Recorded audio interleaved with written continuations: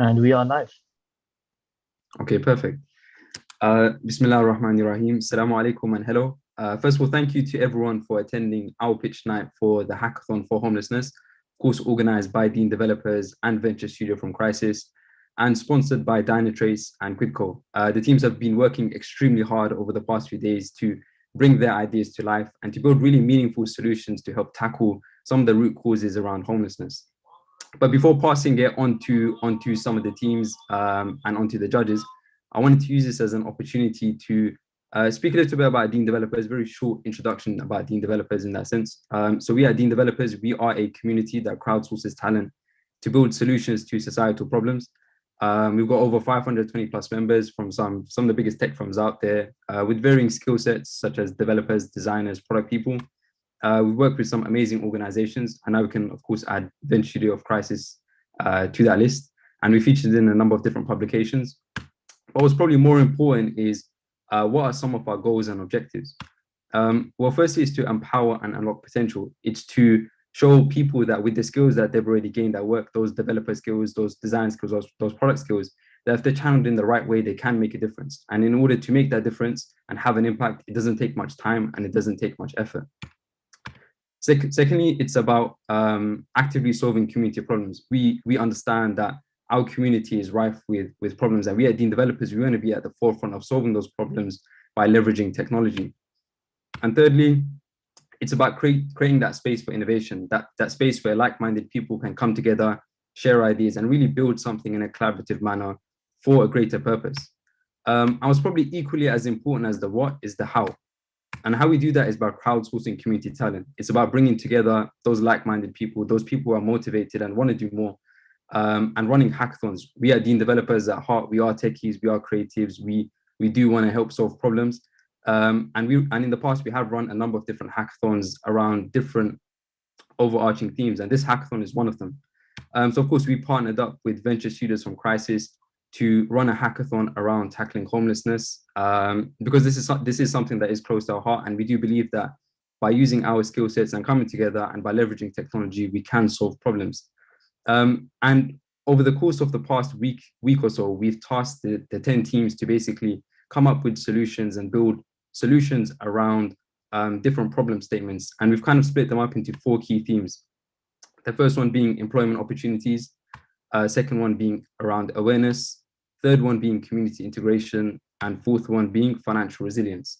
So that's a little bit just about Deen Developers and about the hackathon. And now I want to pass it over to Ellie to introduce Venture Studios from Crisis. Hey everyone, just going to share my screen. Can everybody see it? It's very classic Zoom chat. Yeah. Cool.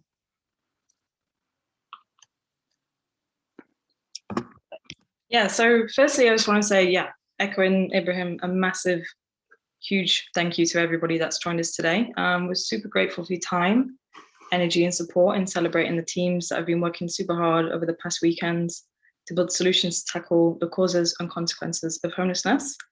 I thought I'd start by saying a little bit about Crisis and who we are, and then move on to the Venture Studio specifically and what we do. So in 21st century Britain, everybody should have a home of their own. So the work we do at Crisis is to provide vital help so that people can rebuild their lives and are supported out of homelessness for good. We offer one-to-one support, advice and courses for people experiencing homelessness in 12 areas across England, Scotland and Wales. And we're also working across the UK. Oh, that is the UK, my bad. We were founded in 1967 amidst the growing realization that the extent of the homelessness crisis in the UK. So Crisis was never actually intended to be in existence for this long, and we don't intend to be in existence in 50 years' time. As we all know, the homelessness pandemic has thrown a spotlight onto the homelessness crisis. The scale of the problem is no longer invisible, and that's why we intend to unite people in solving this problem, just like all of you that are here today. So the Venture Studio from Crisis is quite new to Crisis. We're only founded in September of 2020, and our mission is to accelerate the end of homelessness through entrepreneurship. Our ambition is to have a global impact. We know that homelessness isn't just a UK problem. So the solutions that we invest in should be scalable, building it on our activist heritage. So we know that to end homelessness, we can't do it alone. So we hope that this event is an opportunity to build new connections and relationships and unite people who are passionate about ending homelessness in new ways. And through the power of your voices, we will drive a change in the startup world as well. So just a huge thank you for being here today. And to the teams that are pitching, we want you to be actively working on your solutions that you've built, and we want to be supporting you through that journey. And we'll be in touch with the teams following tonight's results. So yeah, just a massive thank you again. Massive thank you to Deen developers and to Ibrahim for helping to bring this to life. And we've got 5 really brilliant judges here with us today. So thank you for your time as well. And I'll hand it over to you to introduce yourselves before we move on to the pictures. Brilliant, thanks Ellie. So good evening everyone, absolutely delighted to be judging tonight's pictures. And my name is Liz Chinara and I'm Head of Entrepreneurship at Crisis. I'm responsible for our existing businesses and for the Venture Studio. And I'm going to hand over to Simon to introduce himself. Hi everybody, my name's Simon Morris. I work for a company called ServiceNow, but that's not important for tonight.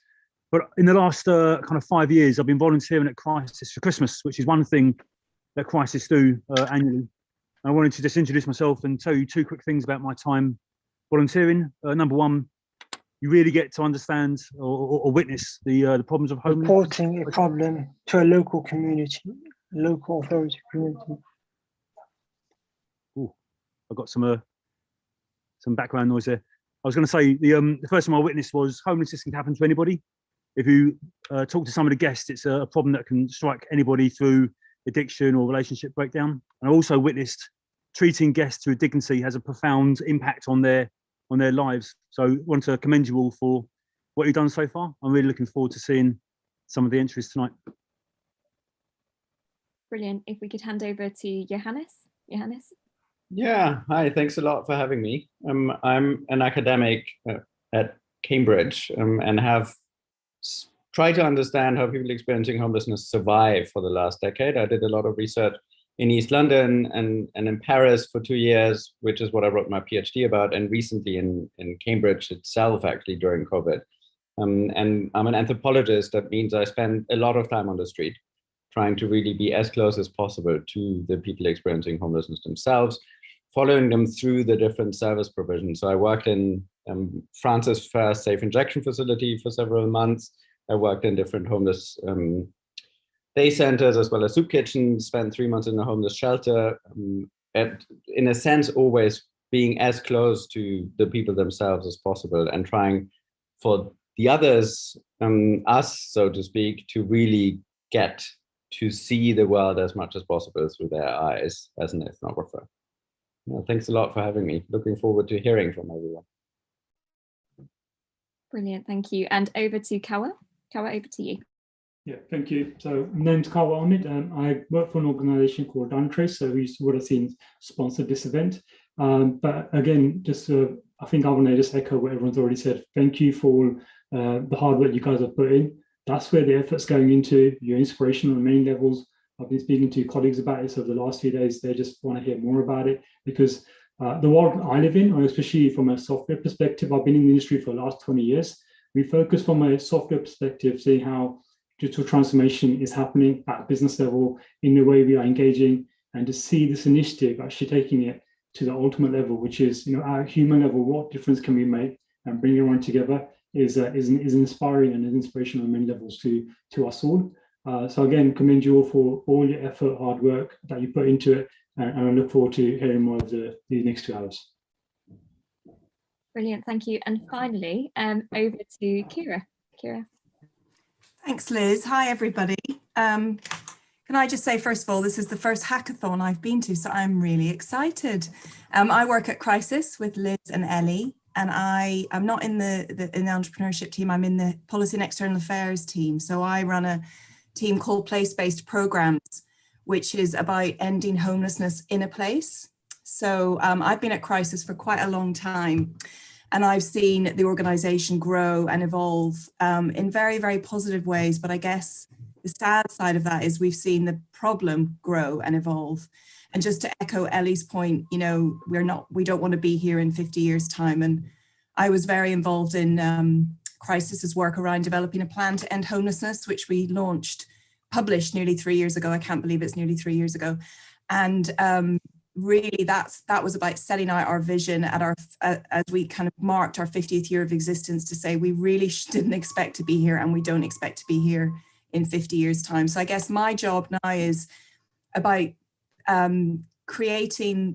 showing that homelessness can be ended in a place. The plan sets out all the policy solutions needed, but it's not as simple as that. And obviously that's difficult in itself. So I guess I'm just really excited to be part of this, because having been in the sector for so long and having worked for Crisis for so long, to be doing something like this is quite a new initiative for us. And it's just really exciting. I'm so excited to hear what ideas that you're all going to come up with that will take us closer to ending the issue, which, you know, we should have done a long time ago. So thank you for involving me, and I look forward to the evening.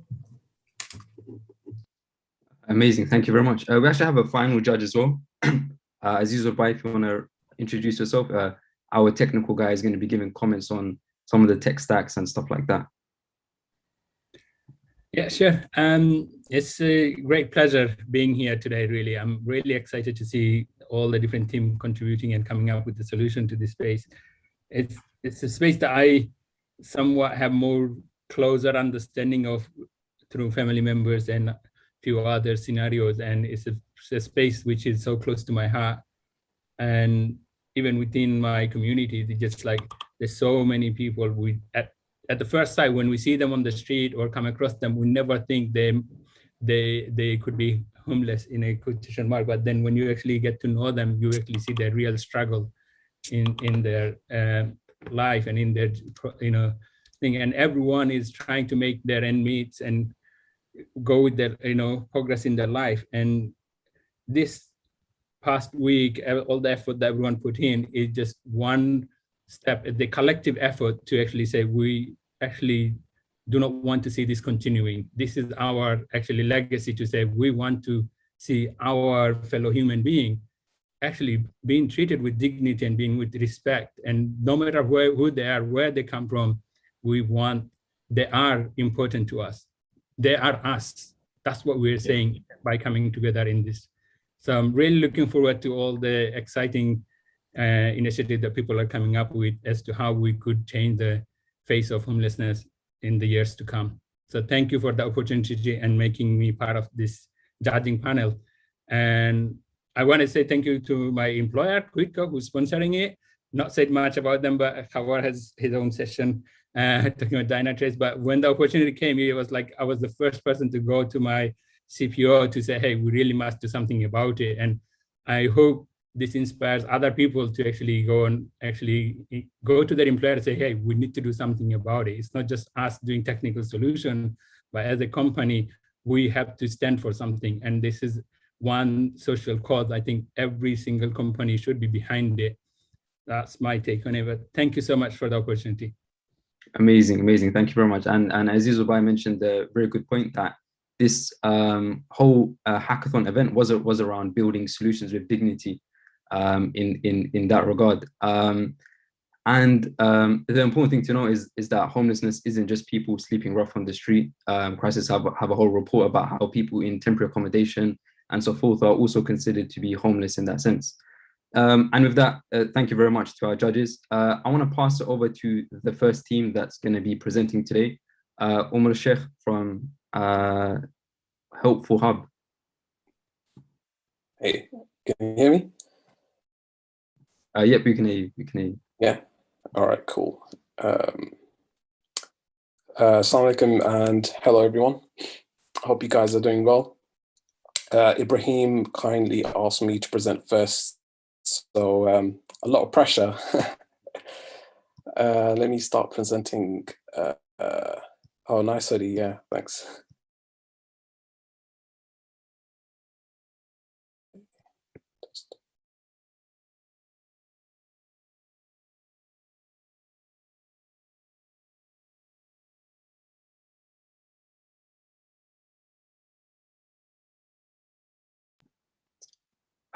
Omar, are you still there?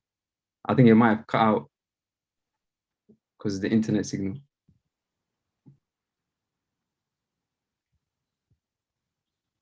Good old technology, hey? Just wanted to get out going first. Yep. It's good time to plug the merchandise. Maybe move on to the second one, and then we can bring Omar back in the interest of time. Yep, I think that works as well. Omar, are you still there? Just quickly. Okay, cool. So Omar will be the next one to present next. Then I guess we're going to go over to team one. If team one could share their screen and present their solution. So Cedric here. How's everyone doing? Happy evening. So let me just share my screen. My team, our team, sorry, Studio Street. So myself, so there we go. Myself, Cedric Federa, Furqan Ahmad, Nam Patel, Jawad Koka, Grace Witter, and Tara Rafiq. We came up with a solution on this problem statement we were going for, was to change the perception of homelessness whilst empowering and understanding the needs of those who are experiencing homelessness. So we were trying to target this problem statement, which was split into three. So firstly, change the perception of homelessness for those who view it negatively.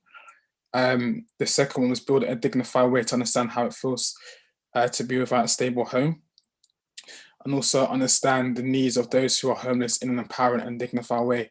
So for the team, for team one, we were thinking about ways in which are quite universal for people to understand where people are coming from, but also ways which also empower the people who are experiencing homelessness as well. So we had that kind of dynamic of what we're planning.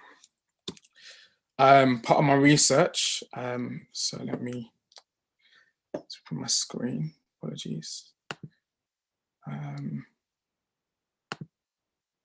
So part of our solution was to look at a creative way to allow people who are experiencing homelessness to express themselves. So our targets are the general public, especially those who might have an affinity interest for art and creativity in all its forms. And we managed to find 4 of many examples of current charities or social enterprises that do that. One of them in crisis. So from that, we knew that there is a pool or some kind of market for this way of actually communicating experiences or the talent of people who are homeless or experiencing homelessness to the general public. So our platform is called Studio Street. So the platform is basically showcasing the creativity of people experiencing homelessness. And the kind of main premise of it was to allow people experiencing homelessness to add content to the platform, to showcase talent and give the chance to tell a story, and allow potentially for someone interested in art to commission the art if it catches their eye and it really resonates with them. And the third one, which I thought was very important, was essentially be part of a community. If you're seeing your art on a platform website, and it kind of you get this sense of community and that you're not alone, you know. So what I'm gonna do, I'm gonna share the so apologies, the actual live website we had some issues, so I'm gonna be mixing between the actual prototype and the live website. So let me start. So in our kind of solution, we had the first premise was the about us. So we wanted to kind of like introduce what we stand for as a product, right? And we wanted to show that we wanted to empower those people that are homeless and don't have anywhere to, and don't have a way of communicating their experiences in a way which they find would be dignified.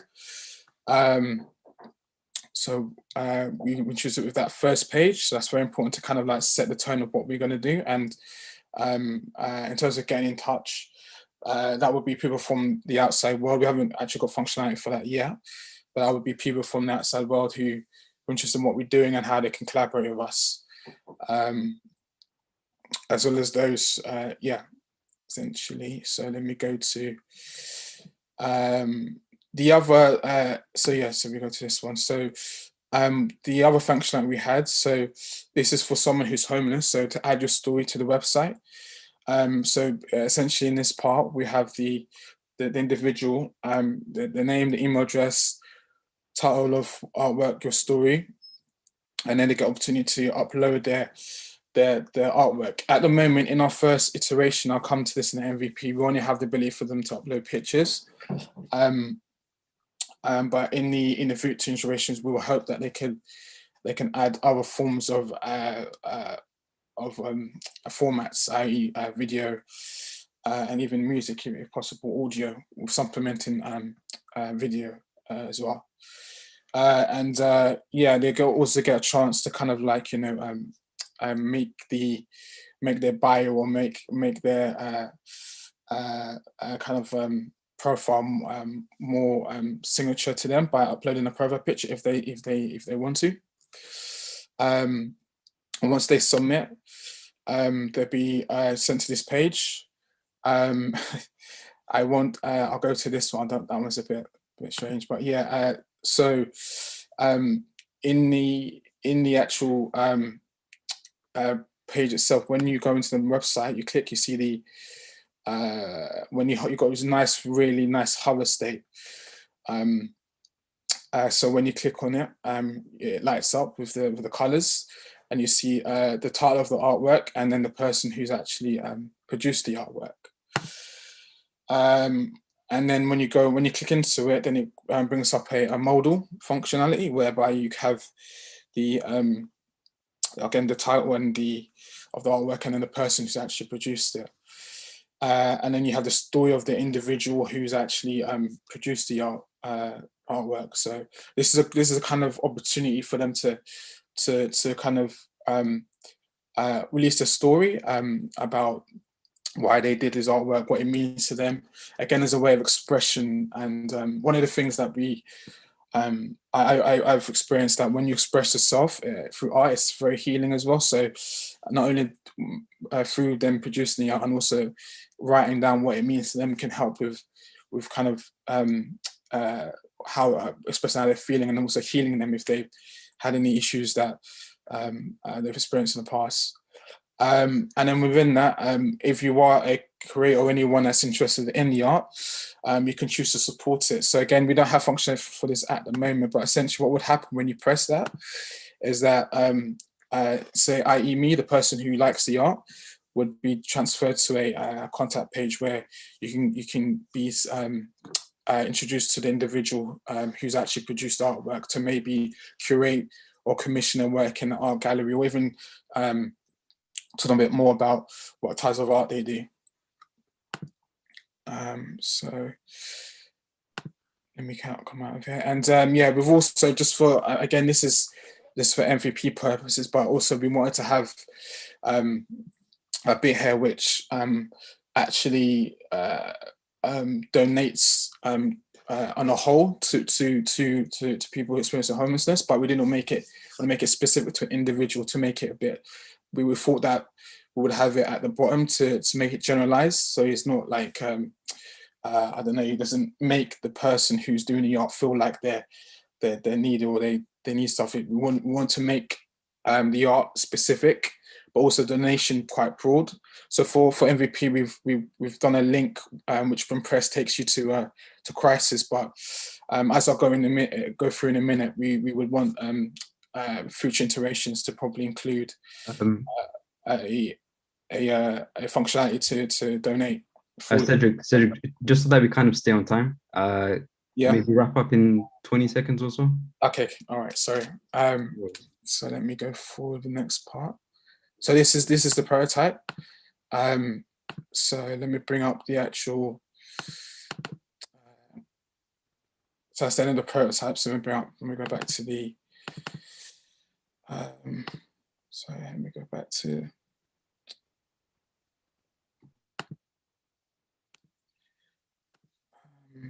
Yeah, let me go back to the actual.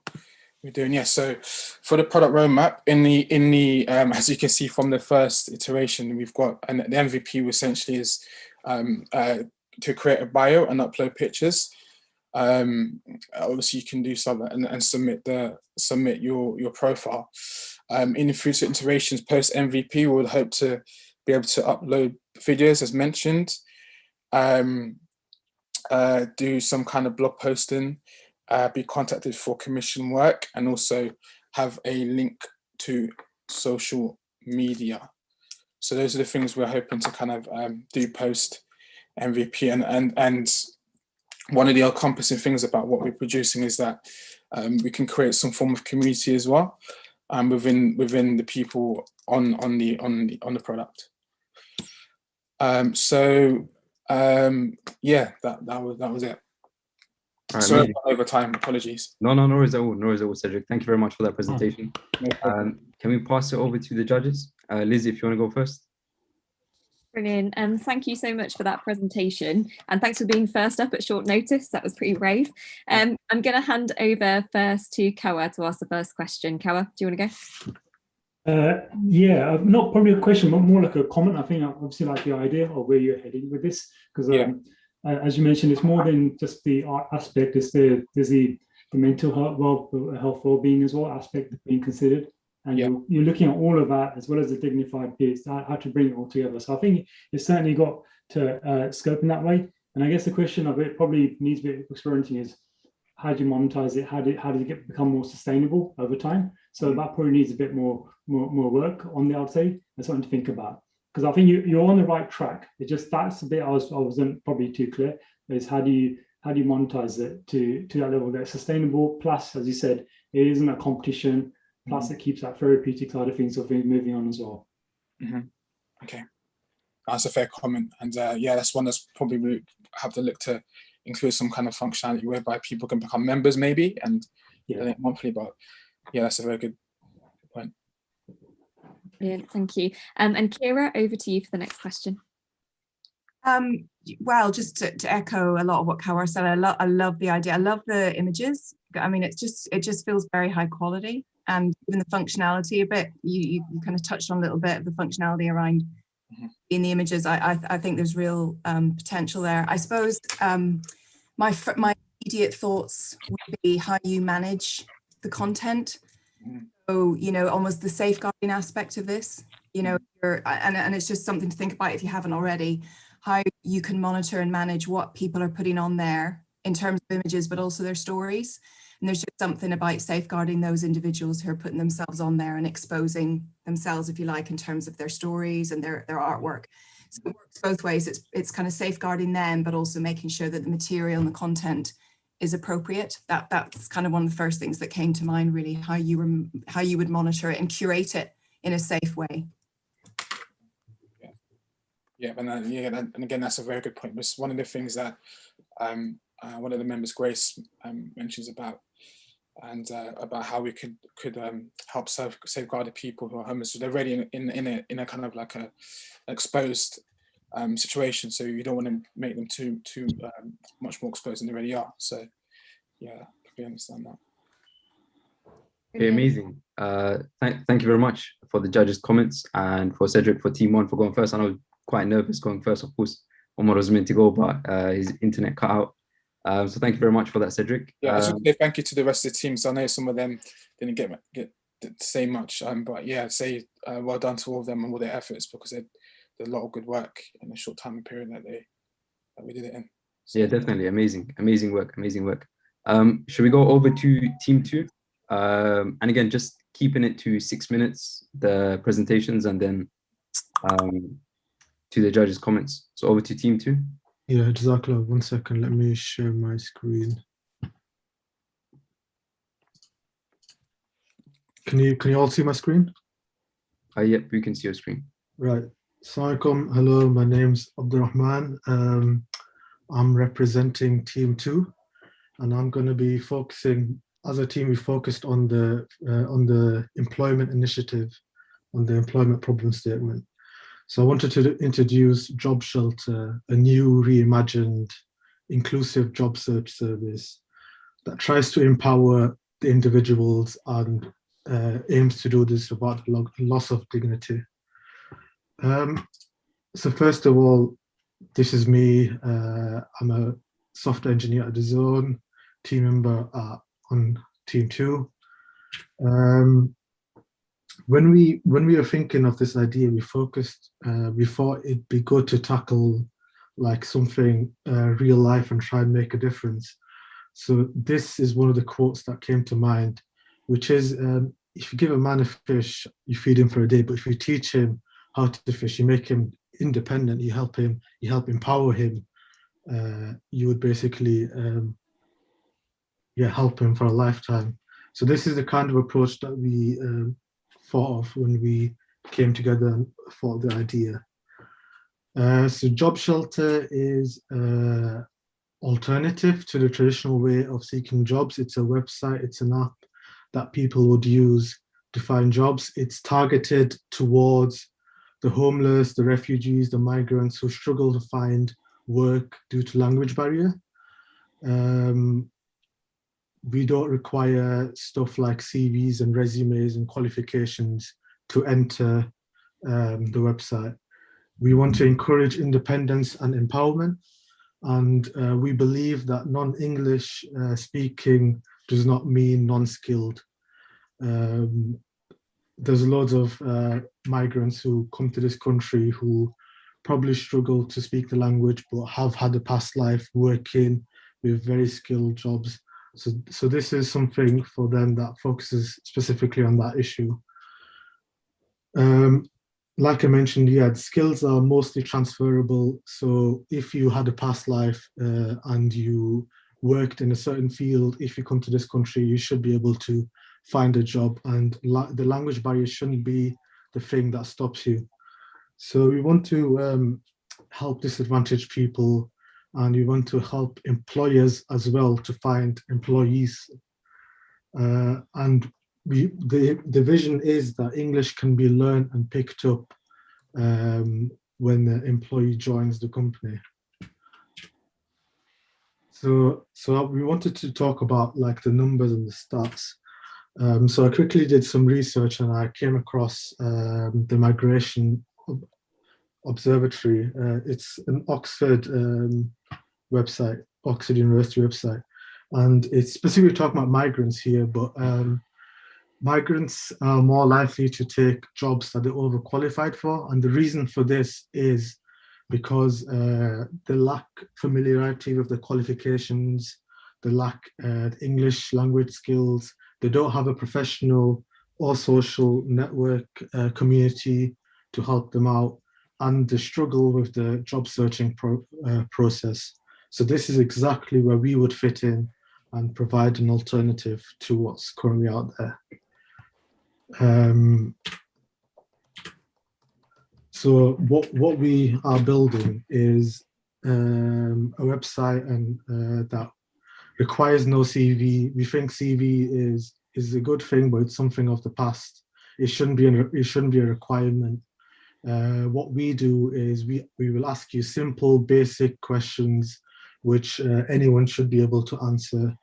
We take down the list of skills that you have, the list of languages that you speak, and we basically use that to help employers filter through a list of candidates and find the ideal one. Just some screenshots of the application.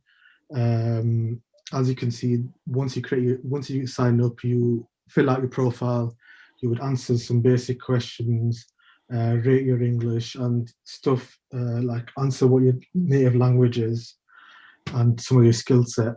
And this would then be used by employers to headhunt for potential candidates.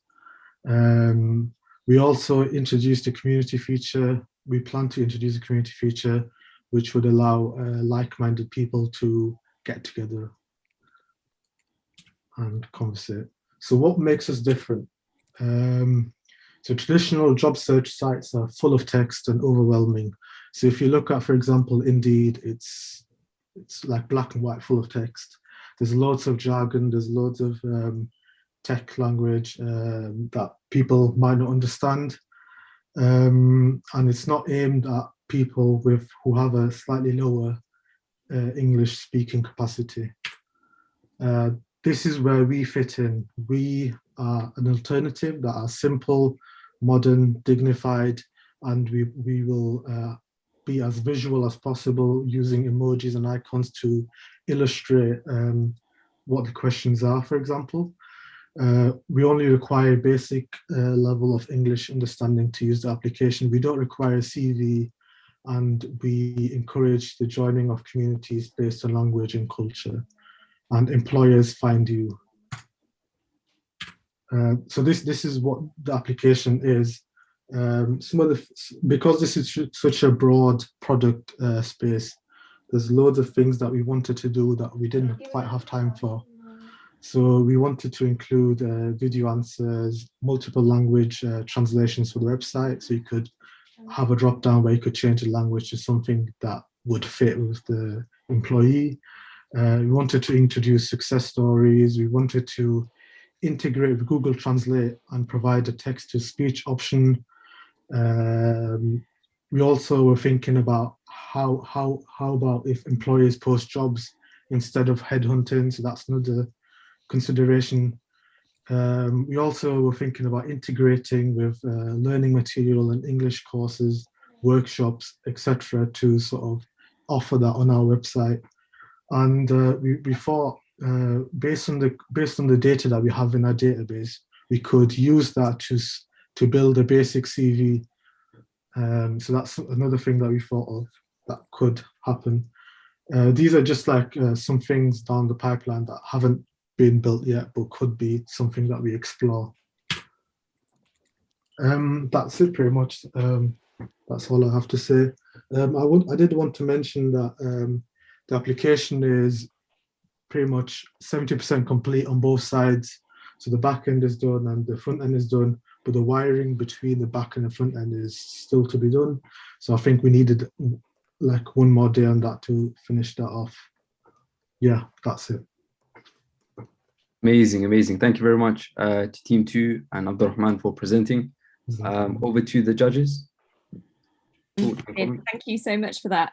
Firstly, I just want to say I absolutely love that line. Non-English speaking doesn't mean non-skilled. You're 100% right, and it was just really amazing to see how much you've achieved over the last couple of days. So my first question is, how are you going to reach the people who need to access this? How are you going to actually make sure that the people who need access to this type of tool will get access to it? Yeah, we were thinking about this, and we thought it'd be best to reach out to communities that we could help to spread the website. And we also thought like Crisis and other charities that work specifically in this field would be great to help us out and spread the message. Brilliant, thank you. I'm going to hand over to Johannes now to ask the next question. Yeah, thanks a lot for this. Absolutely true that this idea of giving a man a fish might not be the best one, and you should rather teach him how to fish. Well, obviously what you do goes beyond that, right? You basically assume, which is a great assumption to begin with, that everyone already knows how to do a certain type of fishing, and actually helping them to turn this into something valuable in a situation where lots of people don't even want to see these skills, right? And my question would be, where do you find the people that will then hire the people that you get onto the platform, right? So in a sense, the opposite of the two-sided marketplace, if you want, what Liz just asked about. So you have an issue with bringing people on, but you also have an issue with what you do with people once they're on in terms of actually bringing opportunities to them. Yeah, we were thinking about this, and it's a difficult question, but we wanted to focus on small businesses and people who would be a lot more open to this sort of idea. of helping out the community and helping the homeless, the migrants, refugees, for example.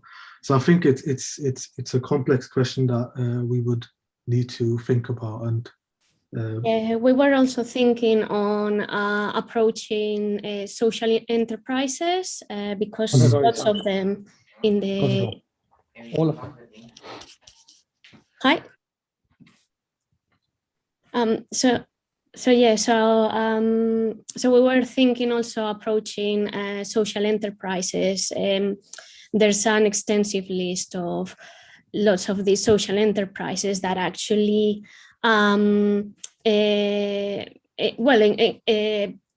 focused on hiring people who are in the risk of exclusion, like immigrants, refugees, also people who are just out of jail. So yeah, it will be approaching these small but very meaningful enterprises. Brilliant, thank you. I think we can squeeze one more cheeky one in. Simon, over to you. Thank you, Liz. Team, that was really, really great. I think there's a definite need for this. You've identified a two-sided marketplace, so the job seeker and people that will provide jobs. And I think a lot of companies are looking to be more socially responsible. So I think you may find companies that would be very interested in this. And you need to stock up one side of the market before the other. So finding companies that need to be or want to be socially responsible is really important. I love the fact you focused on language does not equal skill. Absolutely true. I think it's not about homeless people having the right skills they do. It's about having confidence sometimes. Either I haven't got the confidence, it's a new country, it's a new job market, or I've been out of work for a while and I've lost confidence. So I think this would be a great platform for increasing and building their confidence. Yeah. You may even look at other ways of adding services like coaching. I know you've eliminated the CV, but you still may need one in the future. Some CV writing advice or some interview advice, the ability to coach, that could be a third side to the market as well. But I love the idea. I think it's great. Thank you very much. Really good. Amazing, and thank you very much, Team 2, for presenting. We're going to have one more presentation, then we're going to go for a short break. Of course, prayer time has kicked in, and also you guys have been listening for over 40 minutes, so we do want to give you guys a little bit of a break in that sense. But Omar Sheikh is back with us, so his internet is working. So Omar, if you want to share your screen, and then we can go from there. Hi guys, can you hear me? Yep, we can hear you. We can hear you. Sorry about before. This is take 2 now. I tried sharing my preferences and everything just died. So, all right, let's try it again.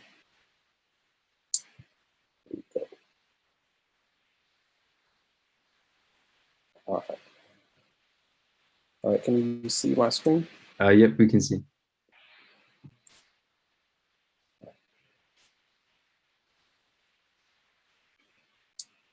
All right, I worked on this idea by myself because I wanted to take part, but at the same time, I'm quite busy in life. I've got a 2-year-old, and he's going through the terrible 2 stage, and he hasn't been well for the last 3 days as well. So I needed something to be a bit more flexible. The product that I've created is called Helpful Hub. So what is Helpful Hub? It's a service or resource hub that allows someone in need to find local services. So what I found from the problem statements is that people experiencing homelessness need help, that need help with a lot of different things. And there are services available around the UK, but they're dotted all over the place. Nothing's really localized in one service. So I thought it would be super useful to have a service that contains all those resources in one place, that is accessible via an offline web app, and most importantly, an SMS service, so you don't need internet.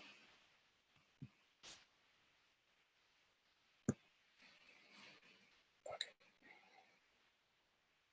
The journey into building the service started with the branding. So first things first, all the domains in the world have been taken, so I couldn't really find anything.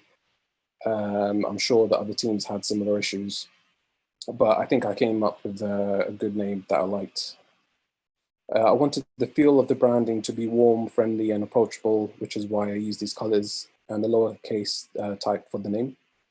The service is for people experiencing homelessness, but I wanted to keep it subtle, which is why I included the home icon in the logo using the letter H.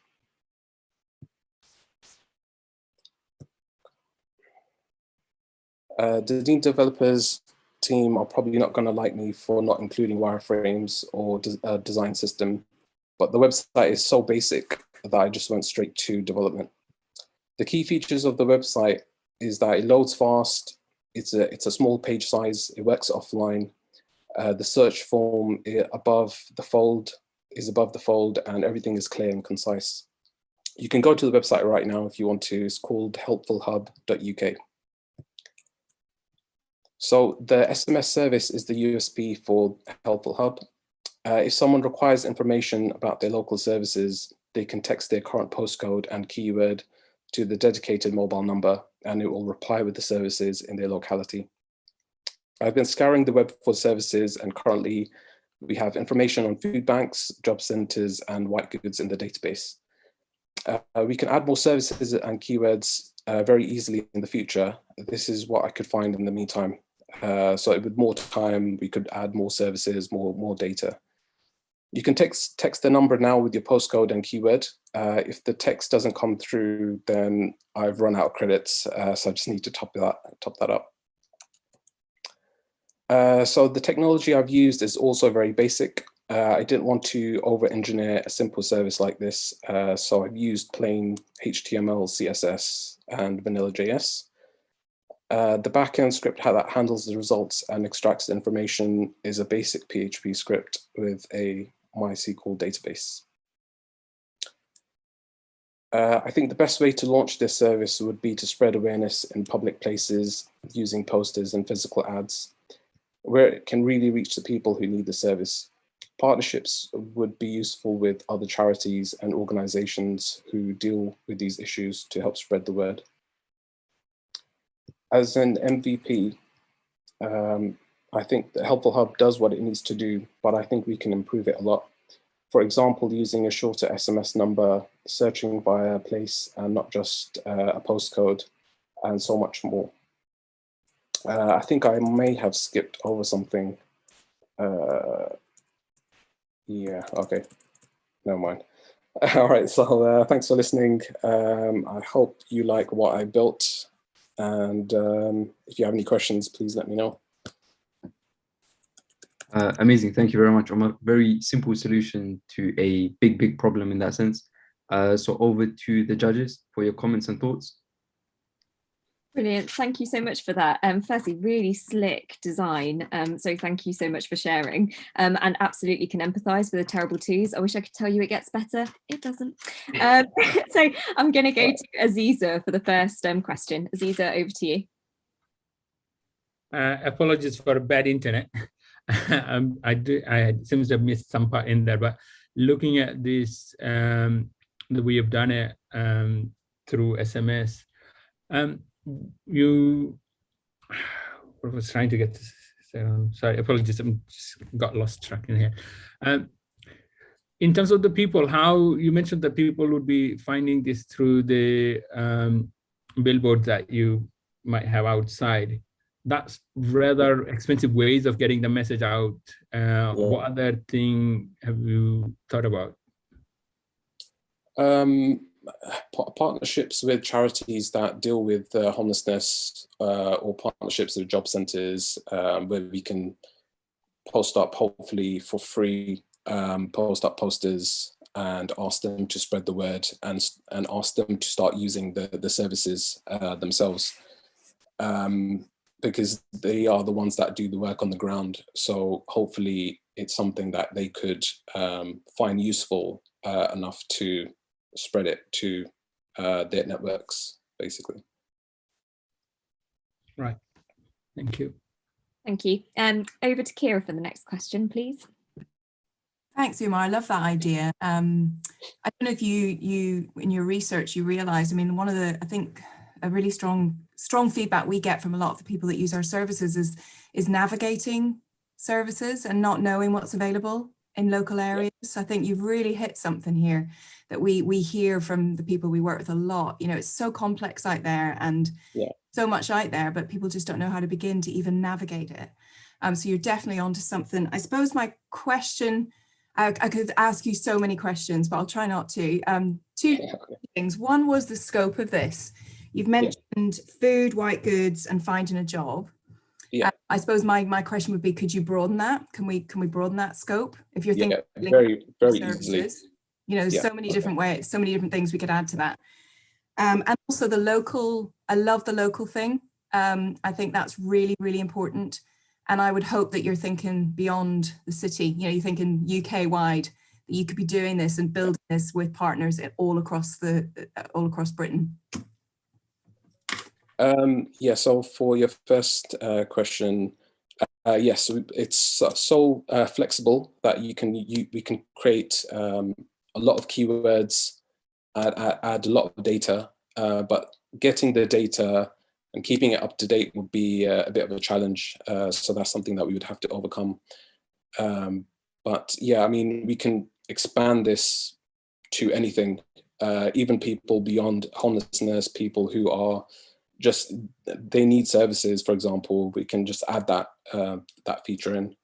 And the second thing you said was the local, was it? So for example, the food banks that we have, it's across the UK. So they're actually in the database at the moment. So if you're in Scotland, you can text the number and you'll receive the results for your location. So I mean, yeah, that was the main thing, that you find local services within your area using your postcode or location, basically. Brilliant, thank you. I think we're going to head for a break now, Ibrahim. Absolutely amazing solution, Omar. Very, very good, simple offline one. We are going to jump to a break, but if you guys do have any questions, do ping them across over on menti.com. I'll just put up the code, and we will be taking a short 10-minute break, and we'll be back at around 8:03. I can just share my screen.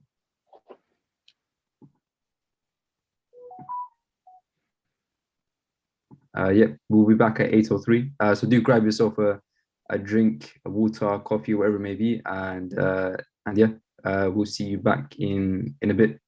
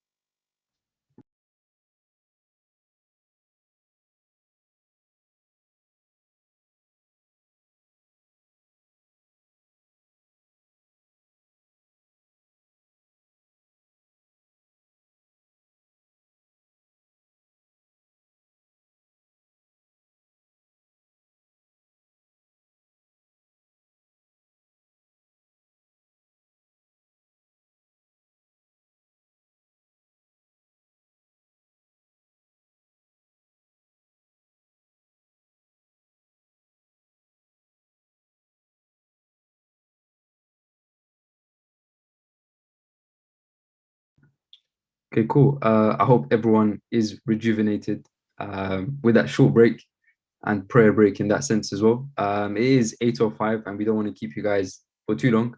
So over on to team 3 and their idea and the solution that they built. Thank you very much. Sure, thank you very much, Ibrahim. Let me share my screen. Now I want to share a Chrome tab.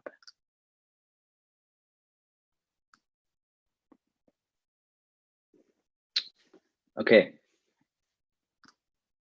Bismillah. Thank you very much, everyone. So everything starts with language. This is what Arabia, one of our engineers, said about 3 days ago.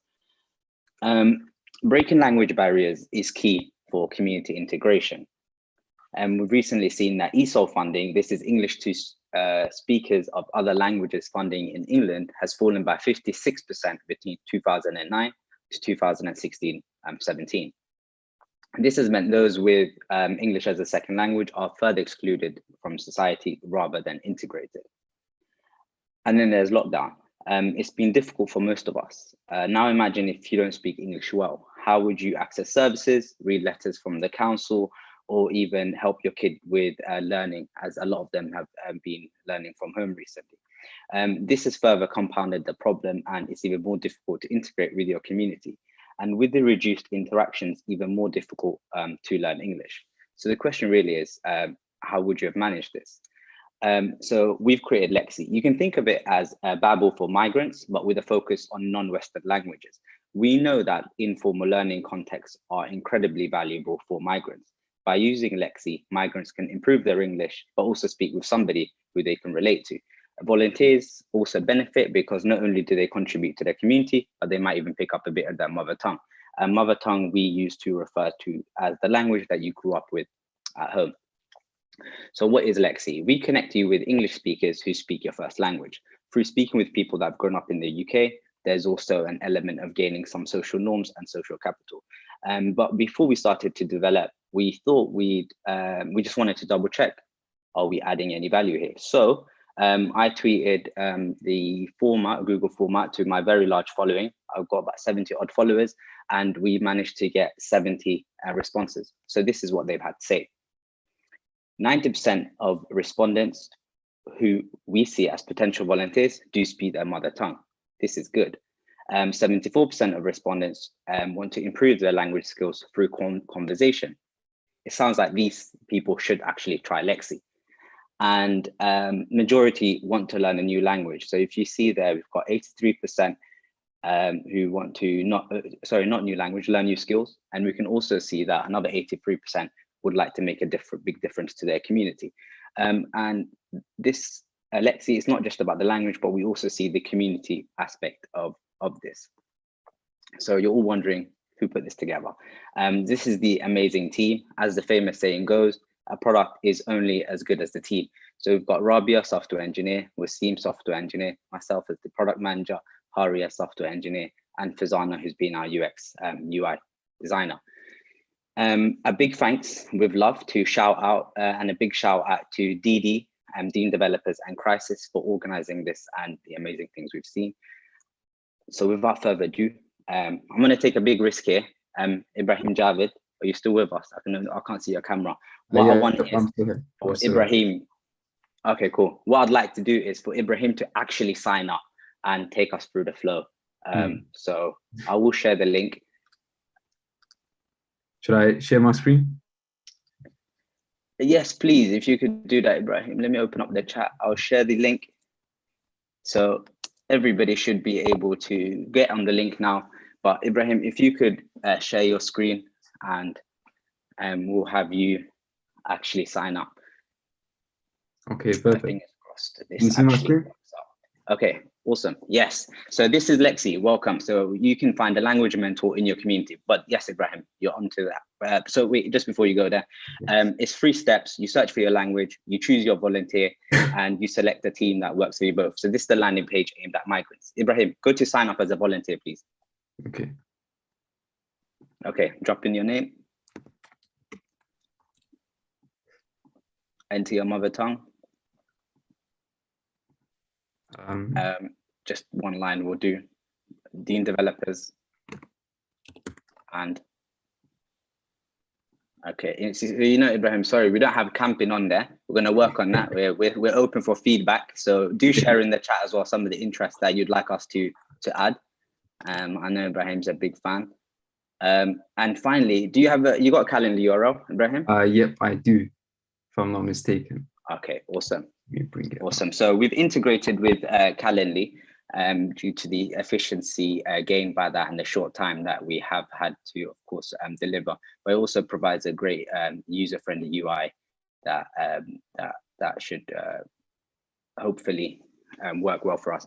So Ibrahim, if when you're doing it, if you could also add at the beginning HTTPS. So yeah, if you copy that, and then if you copy over, that and then just add in HTTPS.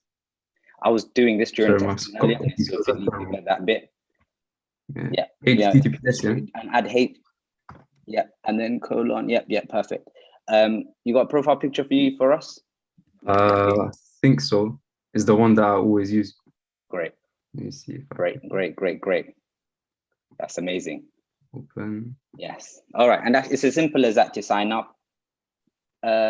There you go. Thank you for joining us, Ibrahim. And here we've got some information about what we expect from you as a volunteer. And that link goes out to Crisis, but we don't need to go there now. If you now go to the homepage, Ibrahim. Yeah. Let's find Hindi. It was Hindi Urdu, right? Yep, correct. Yeah. If you start learning. Okay. Don't worry about that. There we go. So we've got Ibrahim set up a call. Perfect. Yeah. And then from there we'll go to Calendly, and the person will be able to book a meeting. And the thing I wanted to mention is that what we've done is, as part of the instructions that we share with volunteers, the intention is that volunteers will the user will be able to enter a mobile number. So in case they don't have internet connection at a further point, then the volunteer will take on the responsibility of actually calling the migrant. So yeah, Ibrahim, that's it. We don't need to go through the flow of booking it because that goes through Calendly, but that's it. And everyone can sign up now. In the chat as well, let us know some other interests that we should add. And so yeah, that's it for me. Thank you very much. Amazing. Thank you very much. Thank you. That's it from all of us at Team 3. Well, thank you very much, Team 3.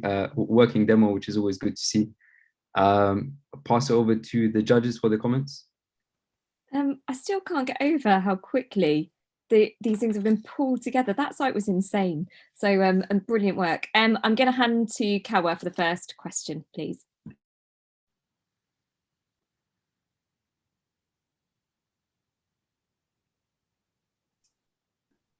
Yeah, well done, guys. Again, that presentation, very slick. Not just that, even the website itself. I think what you showed, the user experience side of things was very, very key to it. The overall purpose, as you said, allowing people to think about the situations they're in and asking for help and allowing people to connect through it. Just that overall experience is great. I also like the fact that you're not just trying to build from the ground up everything. You know the solutions out there like Calendly, so why not leverage those and so on. And it could even on that same sort of mindset as well, looking at one of the other previous presentations around the job search, you can see this sort of solution connecting even another idea that's already been presented here together to see how people with language barriers can also benefit and connect the communities together. So in terms of, my question really probably is, I guess, knowing that some of the language barriers that people do have, how it's maybe signing up to it, who would they need to help them sign up to, and how you facilitate that process. Because if someone's struggling from a language perspective, then I think once they get through the door, it's good, but it's how do you get to the opening door to begin with. Yeah, thank you very much, Cole. I hadn't even realized my camera was off, but thank you very much that you asked that question, because I think there's something that I didn't mention, which was that for the migrant, they don't actually need to sign up. So you saw that Ibrahim signed in and signed out, but for the migrant, all they need to do is get to search, enter their first language, and then start learning. It's the volunteer that needs to sign up so we can get a bit more information about them. So we've made it as frictionless for the migrant as possible. But there's definitely other things that we've thought about. I think one of us mentioned, I think it was either me or Fazana mentioned, why don't we have, translation? And the devs just looked at us and were like, no, that's not happening. So it's definitely something that we've got in mind, especially to provide translation for the languages that we'll be starting off with. And yeah, so that's definitely something that we've got on the roadmap. Okay, well done. Brilliant. I'm going to hand over to Simon because partly I want to see him shivering in a garden. One of our judges is outside at the moment. So Simon, over to you for the next question. It's my own fault. I could go inside. Mohammed, that was an amazing demo. I used to work for Kwa in a previous job, demonstrating live software, and I would never take that kind of risk. You must have a lot of confidence that was going to work, because that was pretty good. Yeah, well done. So homelessness can be incredibly isolating, I believe. I'm very fortunate not to have been there, but I think it's an incredibly isolating experience. And I think language can be another dimension on top of that isolation. I'm alone, I haven't got secure housing, and I don't speak the language of the country I'm in. It could be a real predicament. I think your solution is highly relevant. One thing I think you should think of early rather than late is when you volunteer at Crisis, it's drilled into you about safeguarding, about not overreaching, not over-promising. And I would see a potential sticky point if you have a lot of volunteers that are conversing in their natural language, and they get to be too helpful. If I ask Ibrahim to print me a bit of paper and he doesn't do it, it's mildly annoying. If I'm a homeless person and I need that bit of paper printed, it could be a real high impact thing. So don't overestimate how needy some of the guests can be. And you've got to safeguard the volunteers. And that's the only reservation about a mass volunteer matching to guest system. But what an incredible demo. That is incredible. Very impressed. No, thank you. On the point about trust I saw what the devs came up with over the weekend. I said, you know what? At this point, I'm willing to take almost any risk. I'm glad it paid off. But definitely the point about safeguarding is something that we will definitely need to take account of. Fortunately, we've got as well the crisis team, hopefully, that we can lean on afterwards, because the team do want to continue this. So to make sure that element is correct, because yeah, we definitely don't want to cross any boundaries with that regard. Yep. So thanks. Great demo, really good. Yeah, amazing. And because it was a hackathon, could you just touch briefly on the tech stack, what you used to build it? Of course, I've spoken enough. Devs, please do share. Do you want to go or shall I go? You go first with the back end, then I'll talk about the front end. Cool. On the back end, we got a simple Java stack with the MySQL database on the back end. We kept it simple. And on the front end, and on the front end, it's React and Tailwind UI. Very simple. Amazing, perfect. It is always nice just to hear some of the technical details. And thank you very much for that presentation and for the judges' comments. Over to Team 4 now. Hiya. So can you see my screen? Yeah. Amazing. Cool. So meet Amina. She's 45 years old, a single mother of 2, working a 0-hour contract job.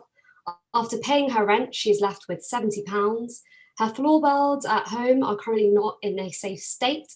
She has 2 young kids, and this needs to be fixed. Recently, she's learned that her cooker has broken down. Next month, she needs to make the decision between being able to pay for her rent. This is something that she's missed. This means that she might miss out on paying her rent for the second time, putting her at risk of homelessness, potentially. Unfortunately, this isn't a new story for millions of people unable to afford the basic necessities in their home and to live in a safe home. We need to understand the types of things that can alleviate those at risk of homelessness and the needs of people experiencing homelessness. So how can we all just better help together? So why is it not moving next? My slide. Great. So we bring to you GIFT. So GIFT is all about, so we want to create a world where giving is easy, and so we bring you GIFT. GIFT connects local charities to their communities so that items needed to combat homelessness can be given. We believe local charity and grassroots groups are, of course, most knowledgeable about the things their community needs. And so, why do we need GIFT? We decided to focus on the problem of people who have never been on the streets or experienced homelessness often have a negative perception of it. How can we build a dignified way to understand what people have gone through or what people need? And that was our focus. We decided to zoom in on what do people need, and we flipped that, did a how might we exercise, and tried to come up with various solutions to try and tackle this issue. And so I'll pass on to Livy now. So following from that, we know that humans need a variety of things. And whilst tinned foods, clothes, and toys are important donations, many other items are overlooked. For example, did you know that milk and coffee are good examples of items that food banks often run low on, whilst baked beans and pasta tend to be the most commonly donated items? In fact, most family shelters receive too many clothes and toys, which homeless families cannot keep because there is not enough storage. Through the web app, gifters will see what items are needed, giving them the confidence in that they are giving the right thing. This in result will help raise awareness about the needs of homelessness. We've created this single platform that bridges the gap between homeless charities and people who want to help. And now I'll pass over to Nabil to give a demo, but please be mindful that this is not our MVP as we were a couple developers down, but we hope you understand the concept. Yeah, so before I start this, I would like to apologize for what you're about to see, but without further ado, let's do this. So I've stopped sharing, Nabil. Okay, can everyone see this? Yep. Okay, so this is our homepage. So using your location, we can kind of preempt what charities are around you and then display them to you. So, but if you're interested in a specific area, let's just check out what's in Camden. I did not have enough time to connect this to the backend. I mean, I started the UI on Friday, well, Sunday, and it says, sorry if things are a bit rough. So here's our map. You can filter by distance, any items we specifically want to donate, and the urgency. And here we have a list of charities nearby, which are all conveniently crisis and 1.2 miles away, but let's see what they need. So here we have the list, how many items they need, and then we could just say we want to pledge 3 shampoos, 1 pair of shoes, and then let's make it 4 diapers. Continue.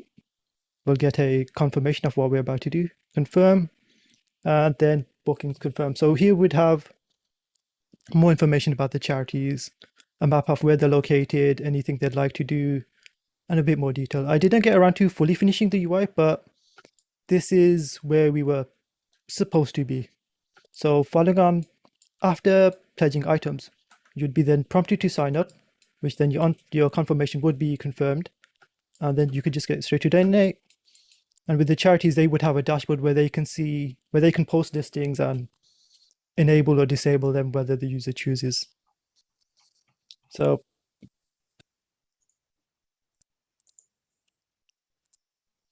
that concludes it from my end. I hope you've enjoyed the demo.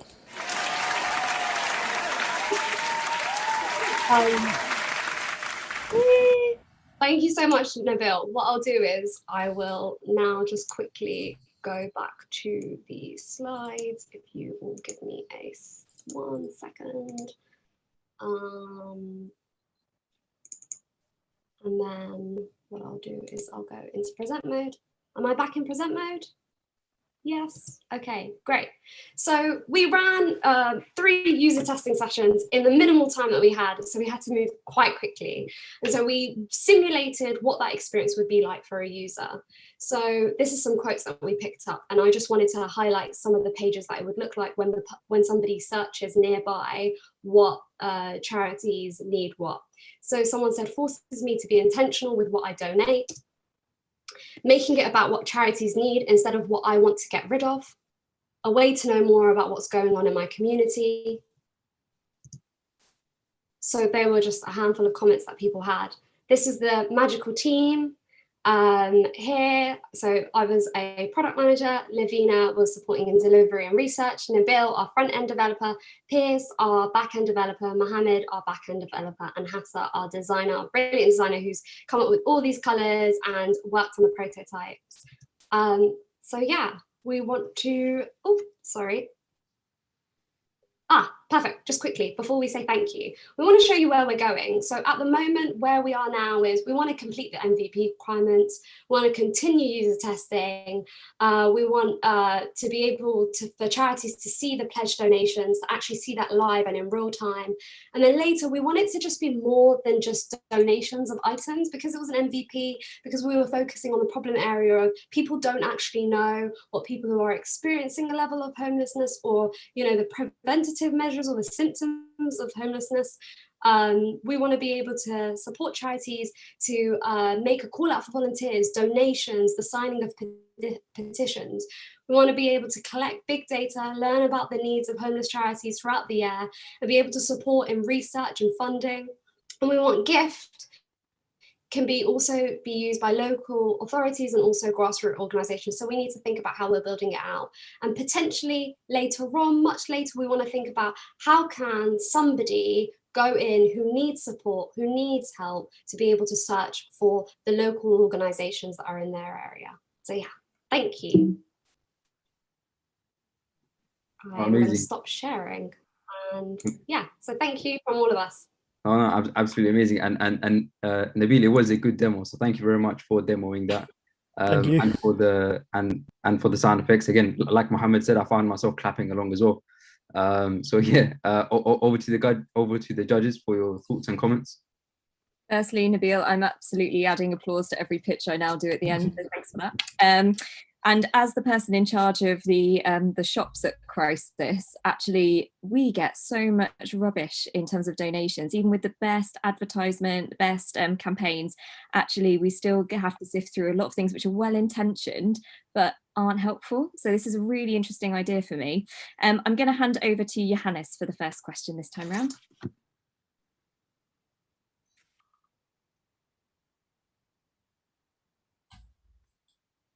If not Johannes, I am going to hand to Kira for the first question.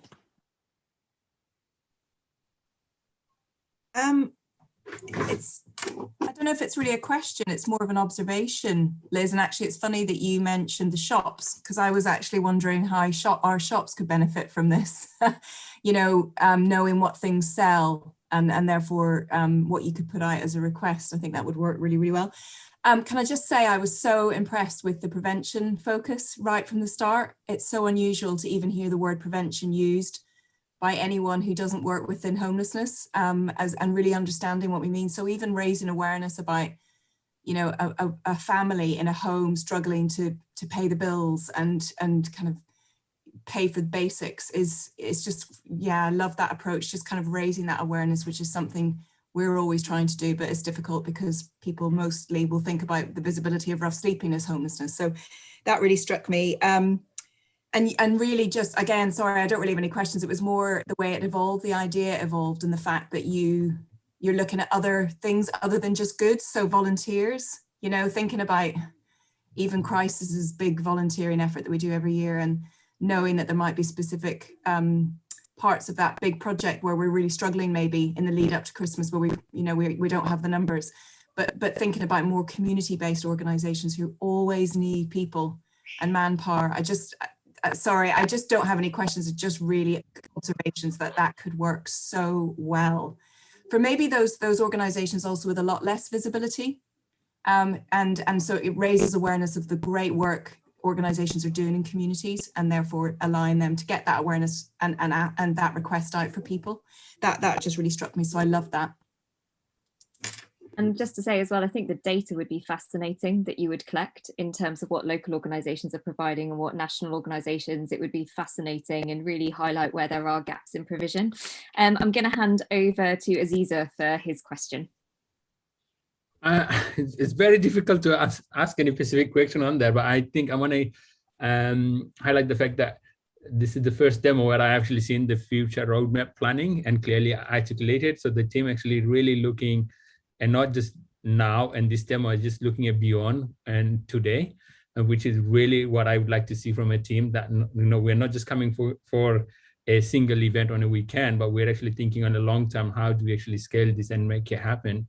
And the part was, I'm really, I always look at what people we work on now and what's future and what's next, and that adopting that mindset is always really makes it easy to work with. No matter how big the problem, it really breaks it down to smaller things, so you can actually say, okay, this is the thing that I'm working on right now, is it important? And that ethos, it came out very clearly from the team and the way it's been presented. So thank you so much. Really nice demo, and I'm really looking forward to using it in our community. Thank you so much. I've also seen that we have Johannes back now, so, and he's put a question in the chat. So Johannes, do you want to ask your question? Yeah, sorry, the glitches also don't leave me alone. Fantastic idea, absolutely. And I do really see, I'm working with a couple of organizations at the moment that struggle with that exact issue of coordination, communication, and actually telling the people that this is what we really need at the moment, right? And that's a problem that you're solving here. There's one issue that I always have with the charitable sector, full stop, which is some people are not touched on. Some people, particularly the people that are sleeping rough, sleeping outside, that are not touched on for various reasons that are reasonably complex by the charitable sector. So by focusing solely on the community organizations that themselves then are kind of the mediator between the general public, you, me, us, and the people experiencing homelessness, you're losing a certain part of the, and very likely the most vulnerable people of the people experiencing homelessness. So could I answer your question? Because I think you put it in the chat as well. So for us, it's a case of thinking about, for an MVP, who do we want to be able to tell us where the need is? But looking at our roadmap, we would love to be able to get to a point where somebody who is in need is able to search for a local organization or charity or grassroots group or community. And when we say this, by the way, we don't just mean charities, it's just for the start.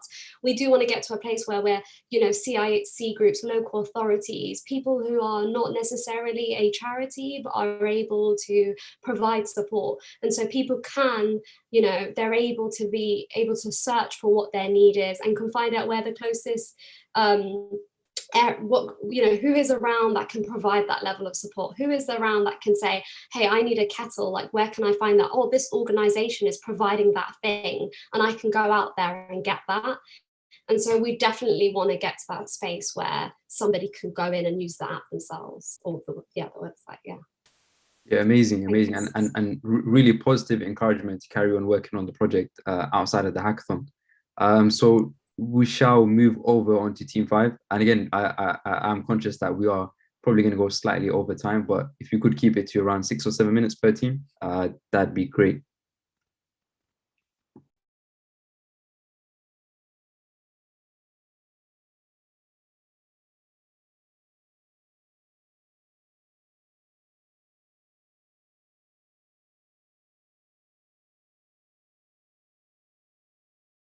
Just waiting for Mabeen. Okay, unmuted now. Hi everyone, we're Team 5. The problem statement that we decided to tackle is the issue of not being able to register for a bank account due to not having a fixed address. We aim to help these nomads find their feet by providing a way to register where traditionally banks require supporting documents to prove their identity.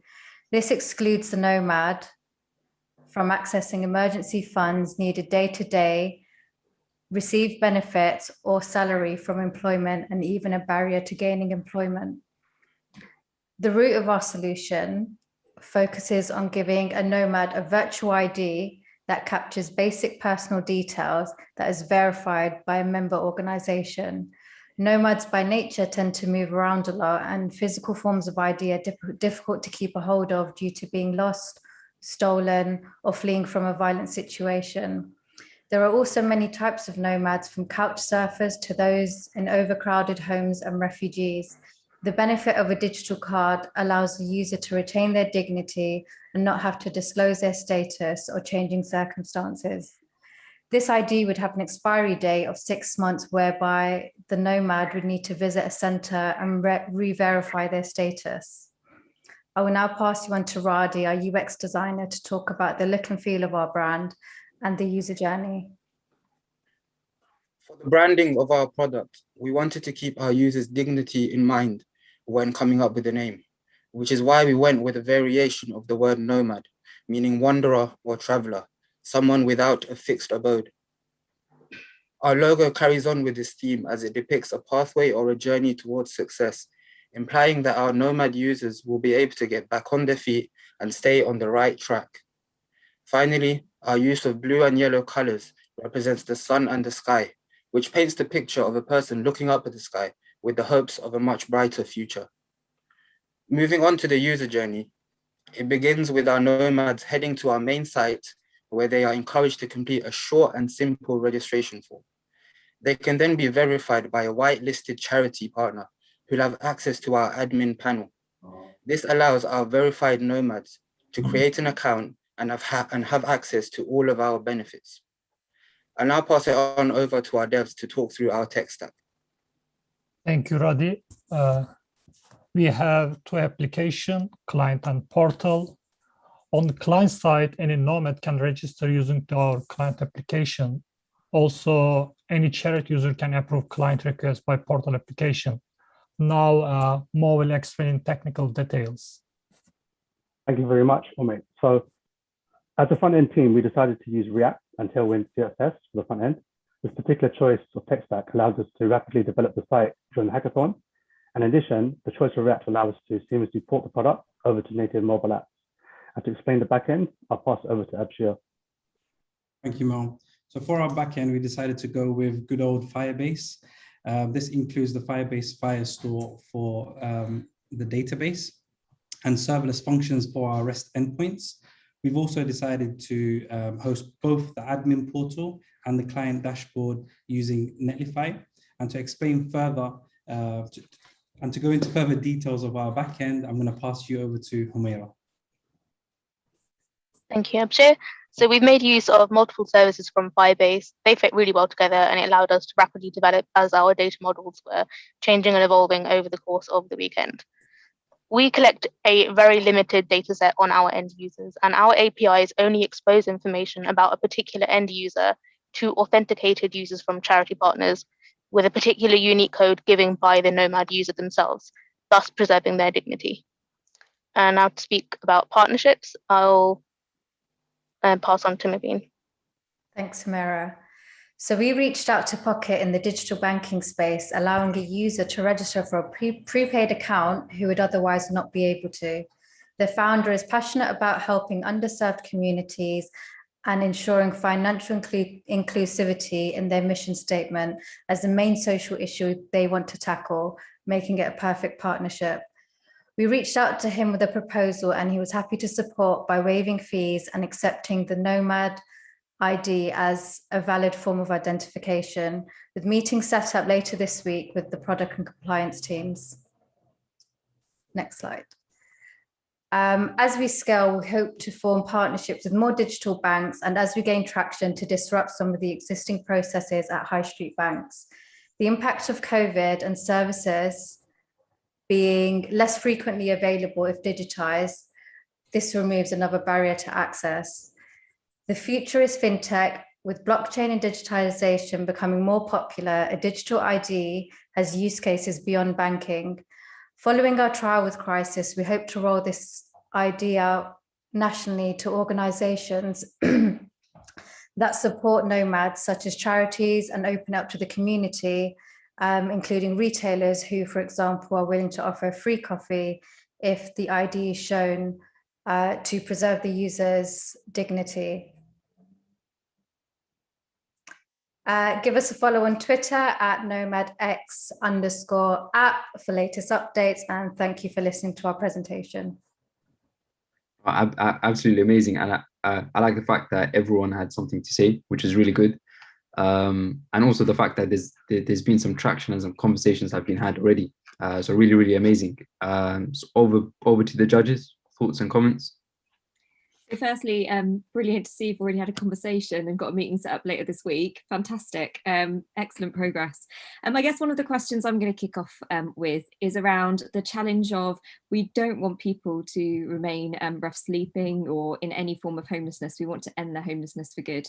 So one of the challenges you have with this product, I guess, is how do you not, almost suggest that is, the best way of living. So one of the challenges for you is, how do we not, end up glamorizing the idea of homelessness, and we make sure that it's clear that this is a way of helping fix and keeping them sustained out of homelessness. So that's my question back to you.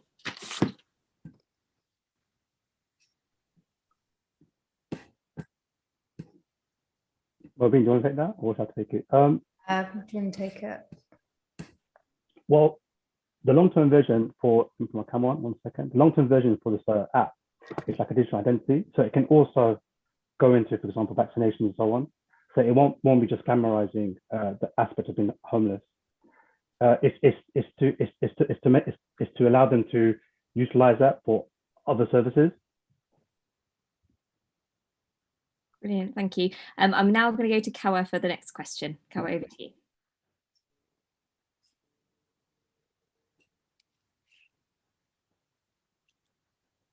I think you're muted, sorry, Kawa. I've got to learn to use that. Yeah. Wow, this is beyond probably what I expected to see today, to be honest, because this as an idea, and especially the last answer we saw as well, that look, this usage, it's relevant today. We are seeing blockchain technologies being used, being developed for various purposes, and the fact that you have someone to pitch this to already, someone is already interested, and you're already thinking actually there's scope for this beyond just what we're trying to do with the initial problem statement. That's amazing. And so, in all fairness, my questions aren't really. They're probably more. Probably how do you scale this to this level? Because with the technology that's going to be required for this, you guys touched upon the stack itself, but how do you scale this? That's probably just be a bit of interest for us, really. Serverless everything probably is the answer, right? Event-driven architecture. No, I'm joking. We're not going to get too technical, but definitely there's scope in this. And one of the most important things is kind of continuing that traction and partnering with more organizations that kind of see the same vision. And one way of I like to we were kind of describing this is like a uni days or a UCAS card, right? For nomads, and kind of making life easier for them. They don't need to kind of we're not going to be glamorizing homelessness per se, but at the same time, we don't want to ostracize them. So they'll be able to use this identity to kind of walk into a coffee shop or a supermarket. And let's say they don't have any money at the time, they can just, scan the QR code that's associated with the ID, and hopefully, get like a free pass, so access to emergency funds and things like that. So how we're going to scale, I don't know, but it's definitely going to be a fun. I think definitely also once we've sort of trialed it with Crisis and we've also got the partner on board, we can sort of iron out any kinks. And then once we have a working model, we can start taking that to other member organizations that support homelessness. And then, because obviously it's a nationwide problem, so if it works in one place and solves a problem, then we can take it nationally. Yeah, I think that's the right way to look at it as well, because the idea is brilliant. I think there's no denying the idea is brilliant, but if you can get a working example, using it, scaling it, and then starting small, and obviously then that hopefully help you scale that as well. But yeah, you're on the right. Yeah, I think you always need a use case, and once you have that, it's definitely easy to scale from there and replicate that.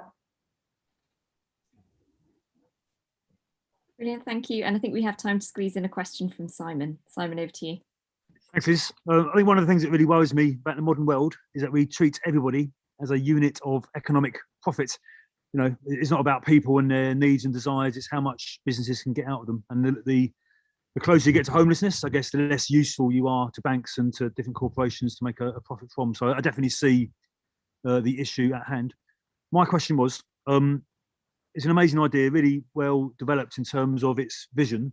The vehicle for delivering something, would you not go to an existing bank or go to Experian, who are the masters of identity management, and then put forward a proposition to say, here's what you should be doing, and here's the impact you can have.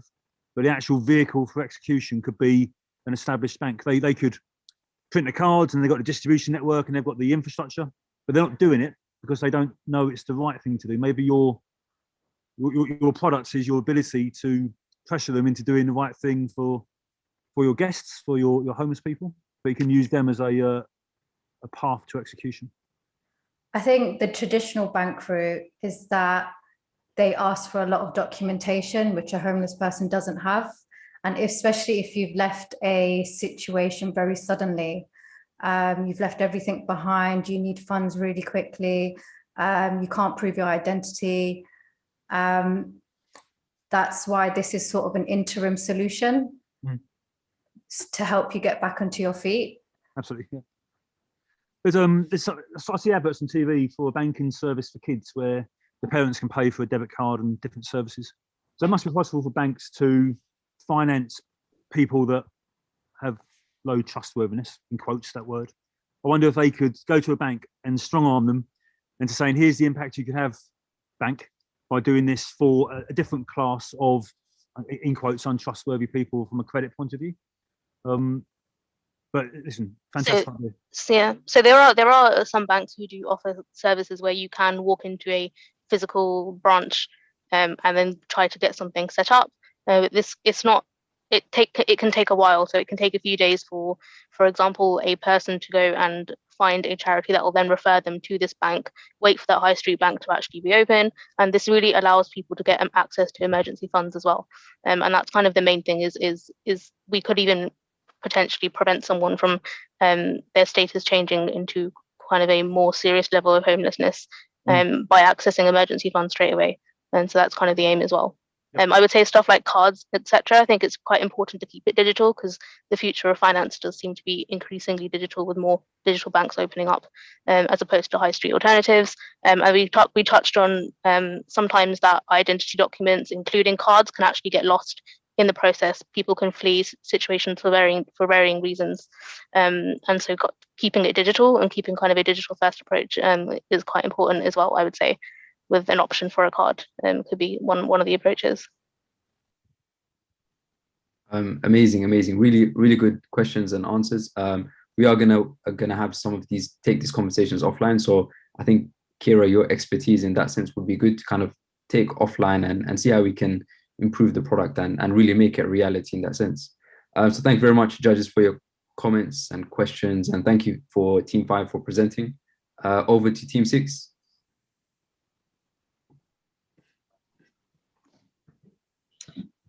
Hello, everyone, and welcome to Homebody. Really excited to actually talk you through the product that we've designed, developed, and we have launched. So Homebody is a free marketplace for those who need it most. So at the point where somebody finally finds a roof over their head or temporary accommodation, and they need support to help turn their house into a home, we're going to be that buddy to support them through that process.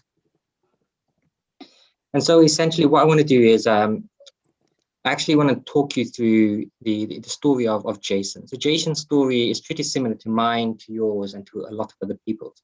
He's in his 20s, he's a software engineer, and he spends his daily life doing the same things that we do. So he wakes up in the morning, makes himself a warm breakfast, he takes out a nice iron shirt from his cupboard, puts it on and goes to work. At the end of a long day from work, he comes home, lounges on his sofa, and then retires to a warm, comfy bed at the end of the day. Now, the story of Jason is something that me and you are familiar with, but it doesn't mean that everybody's story is the same as that. So I'd like you to meet someone. I'd like you to meet Hamza. Hamza could be your brother, your uncle, your father, or literally any member of our society. Hamza, in this particular case, is a 63-year-old man who spent the last 25 years working at Royal Mail as a postman. After developing arthritis in his left leg, he lost his job, he lost his income, he lost his work, and he lost his house, having to live on the streets for the next few years. After working really hard and with support from local charities, he finally got a roof over his head as a box room in temporary accommodation. but that doesn't mean that Hamza's life is the same as yours and mine. When he wakes up in the morning, he doesn't have a kettle to make a nice cup of tea or a cooker to cook breakfast for him. He has to have whatever he has to eat on his table there and then. When he wakes up and he goes out to do job searching, he doesn't have a clean press shirt because he doesn't have a washing machine or the kind of products that me, you, and you have. He just has to wear what he needs. Now, a long day, walking around, looking for income, looking for support. He comes home and has to work on his temporary accommodation, fixing leaks, mending floors, and doing whatever he needs to do to keep a shelter over his head. And after all of that hard work and effort, he doesn't have a warm, cozy bed. He sleeps on whatever he has. Now, the story of Hamza isn't an individual story. And so this is the reason behind the whole idea of Homebody. So Homebody is built on 5 key principles. And these are the key principles we'll have in our top right-hand corner. And they are feasibility, impactability, scalability, creativity, and launchability. So for the judges and everyone else, please have a look at that signposting as we go through our presentation. A recent study by Crisis found that 62% are the hidden homeless. So these are the people that are not necessarily on the streets, but they are sofa surfing, they are in hostels, they're in temporary accommodation. These are the people who are not houseless, but they are still homeless. They have a house, but they do not have a home. And that's essentially the kind of people that we're looking to support. In fact, one of the most shocking statistics that we found when we did our feasibility assessment to see the impact that this product will have is that 1.9 million people, as of March, have a home without a washing machine, something which we take for absolute granted.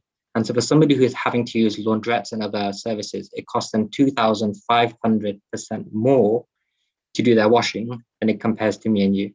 So the most vulnerable people in our society are having to spend the most amount of money because they do not have the right goods or the essentials to live in the way that me and you do in our home.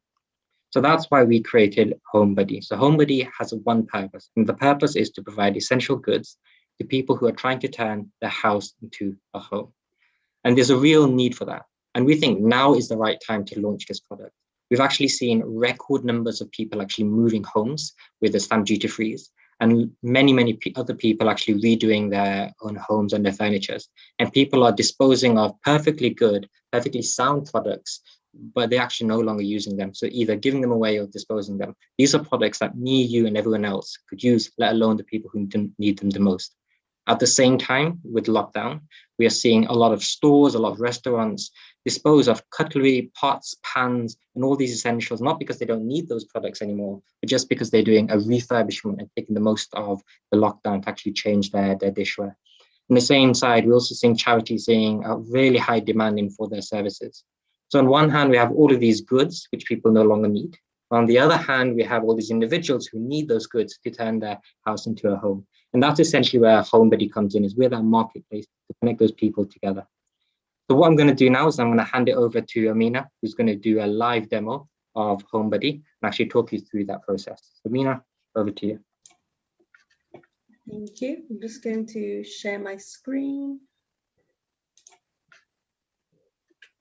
Sorry, just give me a second.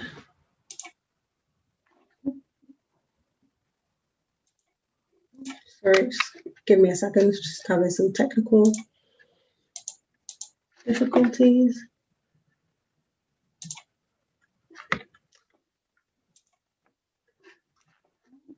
Sorry, guys, just.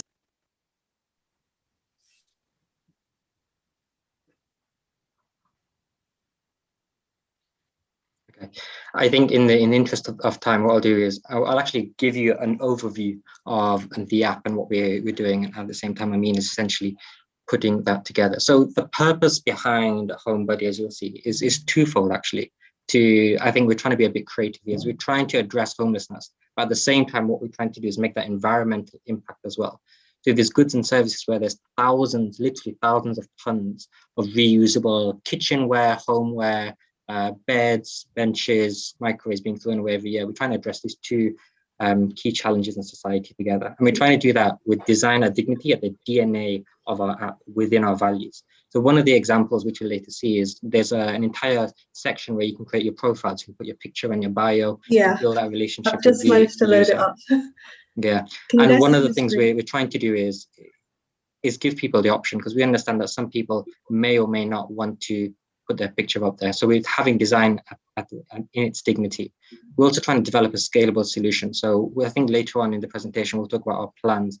And the key thing I think for us is that blend, that I've got at the bottom, blend of creativity and simplicity. I think I was quite fortunate telling the team that we have such talented developers that can build all these features and this creative functionality, but at the same time, we need to keep it simple, we need to keep it usable, and we need to keep it something that somebody can just pick up and use. So it's finding that balance.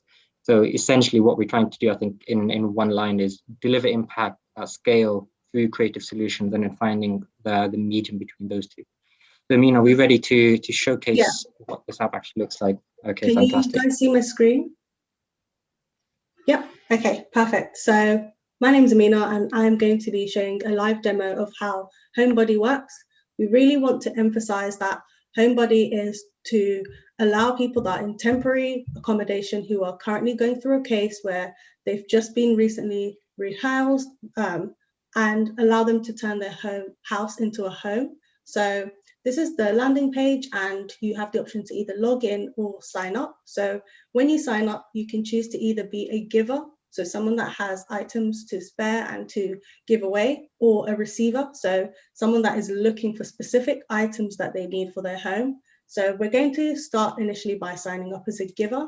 So here are some pointers to just give a debrief as to what you are expected as a giver. And once you're happy and you consent that your contact details will be shared accordingly, you can proceed.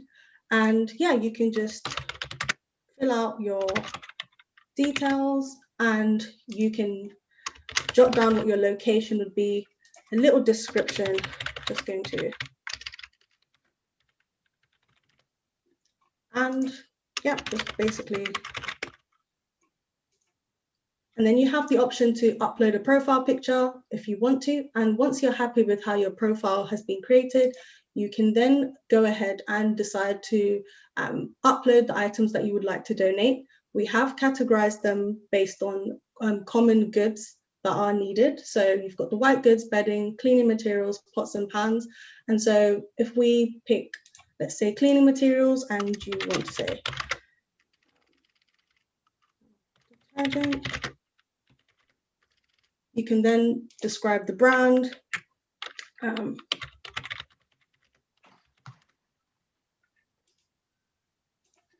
then you can also pick the quality of your item. Yes, this is subjective, but I think it's important because this allows for you as a giver to understand what it is that you're actually giving away. Too many times we often give things away because we don't feel like it's good enough, we don't feel like the quality's there. So this really allows the giver to think about what it is that they're handing over.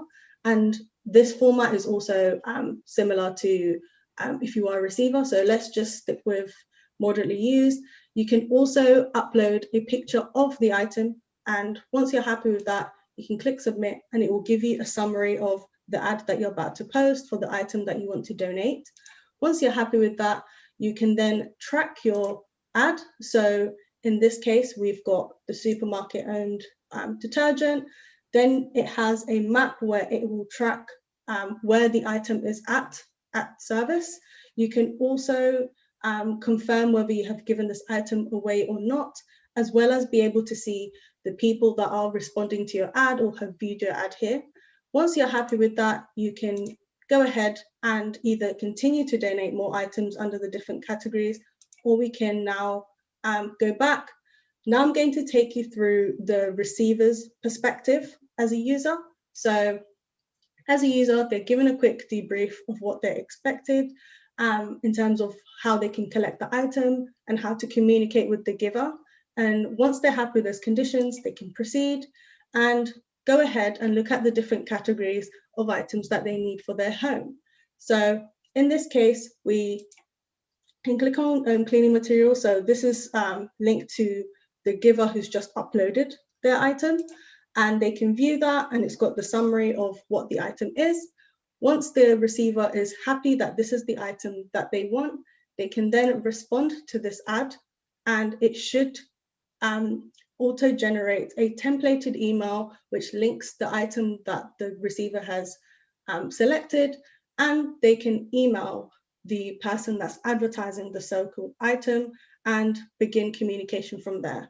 So with this MVP, we've decided to go with an email template simply for safeguarding issues. So we wanted to make sure that at the point of contact, the user knows exactly, the receiver knows that this is how they're going to keep in contact.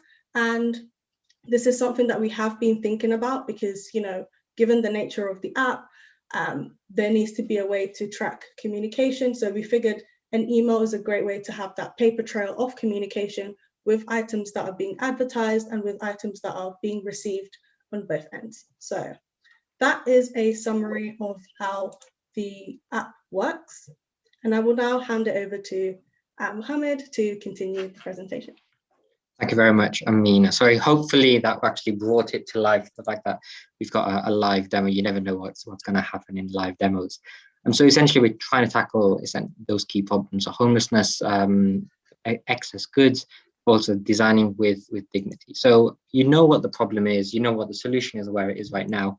I'm sure you've got questions which are going to be, where's the product going to go? How are you going to get receivers onto the platform? How are you going to get givers onto the platform? We've actually spent quite a long time actually building an entire business model behind it. We've got a business model, a roadmap, a strategy. I think for the interest of time, I'm not going to go through every single aspect of our roadmap and strategy, but just highlight sort of the key areas and what we're going to be focusing on going forward. So in part of our product roadmap, we're actually looking at inbuilt functionality and also choice of languages as well. And we want to make sure that our backend, from a technical perspective, that when we scale up nationally and we have plans to do that, that it can cope. From a giver's perspective, how are we going to get people donating goods? Where are these going to come from? So we've sort of lined up a roadmap of what are the partnerships that we're going to have. So starting off with charities, partnering with Crisis and other charity groups. And then we're going to focus on estate agents, so especially if people are moving houses or they're relocating. And then moving on to stores and restaurants with their excess cutlery and excess goods. So essentially we have a large user base and also a lot of goods on that platform. And the same thing we've got with a receiver roadmap, so highlighting charities and also creating this national receiver network of people supporting each other. I just want to highlight some of our key milestones at the bottom. We're quite ambitious with what our plans are, but we're looking to scale this up quite big and exponentially, moving hundreds of ads across cities and also having a national impact. So that's sort of the scalability and the creativity element. But we sort of haven't stopped there, and we're sort of still thinking about new ideas and ways to sort of move forward. So I think I'll end this presentation with a quote. It's a quote from Steve Jobs. He said, "Start small, think big." So we aim to start by addressing homelessness in the UK, but we actually see potential for far more of an impact using our solution. And it's tackling some of the major areas within our society. So from alcoholism to domestic abuse, which has increased during lockdown, and also the number of runaway children, especially in the last year. And we actually see the solution scaling out, first of all, within homelessness, but also within other aspects of our society and tackling some of these key challenges. Imagine a world where you could use this application to partner up with children's hospitals, right? And you have the receivers being young, sick children in these hospitals. And then the givers could be me, you, everyone else when we donate our toys and we donate our gifts. Imagine the smile on a child's face when they actually get that. So we see potential, first of all, within the homelessness community, sort of helping people in that aspect, but also bigger, wider, and we sort of have a longer term roadmap and vision for launching a product and also scaling up. So I think on behalf of the team from Amina, Anisa, Miraj, myself, Sanya and Shahib, we'd like to thank you for listening and would welcome any questions. Amazing presentation, really good storytelling in that sense. I thoroughly enjoyed it. Over to the judges, comments and questions. And just to say, yet again, another like beautifully designed solution, and the detail that you went into on your roadmap is fantastic. There's a real depth of understanding you've gone into as well there. I'm going to hand over to Kira for the first question. I'm so excited by this idea. Again, this is a massive challenge for many people going into not just temporary accommodation. I know you kind of focused on temporary accommodation, which is obviously a big problem, but anyone being provided with their own tenancy, often they're just shells, the accommodation that they're going into. I'm thinking of our Housing First services that we run in London, and we've got one in Newcastle. These are for the most excluded people, and to be able to provide furniture, equipment, white goods, food, whatever, for somebody moving into their own home for the first time is so powerful, and absolutely something we always hear about, that is one of the biggest challenges. It's all very well getting your place, but if it's empty, where do you start? So I love this idea. I've just forgotten what my questions were because I was just so excited. My main thing really was about the types of accommodation that you would be looking at, you know, the more permanent. There are so many options, and I guess even in terms of, you were talking about partnering up with retail and restaurants and businesses, and I completely agree. Think about also local authorities, housing associations. You know, a number of housing associations have kind of furniture recycling type businesses that they offer to their tenants. There's just some really nice ideas you could tie this in with and provide services for tenants in that kind of accommodation. Also, just quickly, the kind of environmental angle on this is great as well. And I know that there are other types of startups out there that do this on it very much in an environmental perspective, focus more on the family side, Mohammed, that you mentioned, that you could completely steal some ideas off as well, or even talk to, you know, and I'd happily provide some ideas around that if that's of interest. But I love it. I love it. Yeah, I think we would love to have that partnership. We're just coming up with ideas, and we said, right, guys, we've got 2 days. Let's create a roadmap, about 1.5-year roadmap. And I think adding local authorities, because we understand local authorities actually have a budget, a specific budget to help people with white goods, and this could be potential actually to use that as a technology platform. Yeah, those budgets are restricted. So, you know, if you're providing access to free stuff, that's good stuff, they're going to jump at that. Definitely. Yeah. We also wanted to, we did think about how, when you mentioned housing associations, councils, local authority, we also know that there's caseworkers when people are in these situations where they're trying to secure permanent housing, or they're currently in a crisis mode where they need emergency shelters. So this is also a great way for social workers, housing associations to keep track with the well-being of the tenant that's being placed in different types of accommodation, be it permanent, council, or emergency accommodation. So this is a great way to maintain being able to safeguard the tenant and the person that needs these items immediately, but also be able to maintain those relationships with local authorities in a way that doesn't strip away from their dignity. We know how the process of trying to secure basic furniture from councils, the waiting lists, the constant back and forth, the documentation, it is a long process. So this is a way to bridge that gap where you can still maintain the communication with local authorities, but also have the community being able to help where they can in a way that's very sustainable, in a way that allows for the people going through this process to feel like they are simply turning whatever their shell of a house is into a home without feeling too overwhelmed by the prospects of having to worry about those things, especially when you take into account that some of these people are trying to maintain their well-being personally to be able to, you know, continue job hunting, continue to better their situation, and also be able to be in a position where they're not just constantly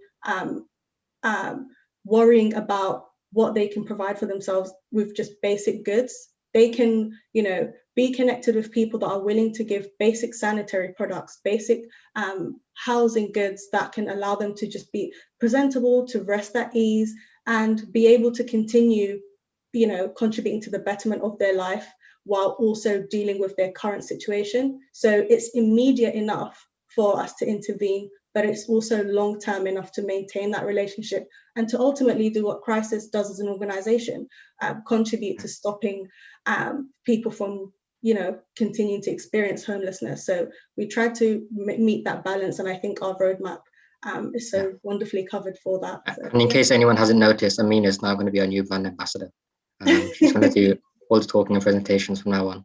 Yeah, this is a really personal topic for me because I have experienced homelessness, me and my family, so I do understand the situation. I'm very well aware about the process.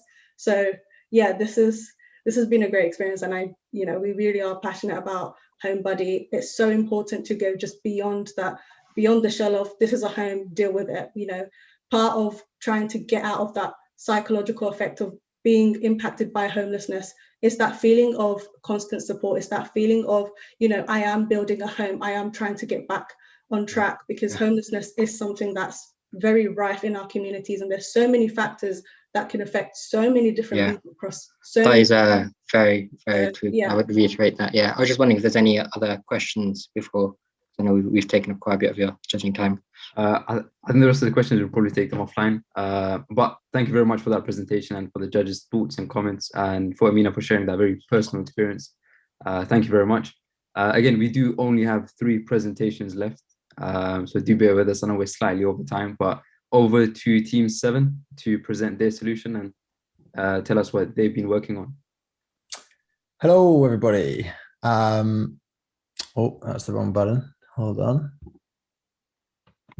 Hey, good evening. So yeah, we are Team 7 and here to talk to you about the solution that we've come up with, which is called Notice. The team there listed has been a great team, and we've scrummed together to pull this solution together. And it's all about noticing the community around you. So what we've created is a notice board of peer-to-peer support for those experiencing homelessness in your local community. So the problem statement that we were zooming into is problem statement 2, and we can kind of paraphrase that by saying, questioning how can we humanize community support for people who are struggling with the threat and realities of homelessness. And in the interest of time, we're going to go straight into a demo. So I'm going to stop sharing and Alan starts sharing, but I'm going to carry on talking over the top while Alan finds that. And I think, so first of all, who is Notice for, and who's the kind of target community? We believe that everyone should and does have an interest in contributing positively to their community. Using notice boards, people dealing with homelessness will benefit from the support that others in the community will provide. As we know, many different people face the threat of homelessness at any point during their life, but people's full identity is not defined by their needs. So all end users join notice boards in the same way and can engage based on their circumstances in a given moment. Now, let's get back to the kind of problem that we're addressing. So what's the problem here? Well, according to analysis from the Office of National Statistics last year, in the UK, positive engagement with our neighbours, such as exchanging favours or just stopping to talk, is falling year on year and has been for a while. And there doesn't seem to be any suggestion as to why that might stop, possibly due to kind of higher levels of digital engagement. Now, people experiencing homelessness often feel even further removed from society and their local community. There's barriers to understanding, helping, and finding help, and they're far higher than they need to be. Finding support often feels laborious and not very human. From our own team's experience, helping people feels exactly the same. We want to help the people that we see who are clearly in difficult situations in the street, but it sometimes feels as if we have to kind of sign up to be an official volunteer or go to the right place and register and go through the right avenues in order to do so. So how can we start removing those barriers? So what are Notice's core features? So we're looking to kind of revive the long forgotten community notice board. And we have 4 core features which allows users to engage with Notice. And these are all about posting, browsing, responding, and attending. So what's a post? Well, contributors can post on notice boards about ways that they can help their community, providing any experience, time, or skills that they might have to offer. And then you can browse. So people in need of help can select their preferred local notice board and browse what help and support people are offering. Respond. Well, they can respond to the voluntary offers of help and support from the community, and then they'll receive an SMS with information about the event that they've responded to. And then, of course, it's all about attendance. Now, a core principle of Notice is to foster interaction over transaction. As far as appropriate, we hope to encourage people in the community to meet up in order to share stories, experience, and their skills. And this is not a platform just for unsociable transaction of goods.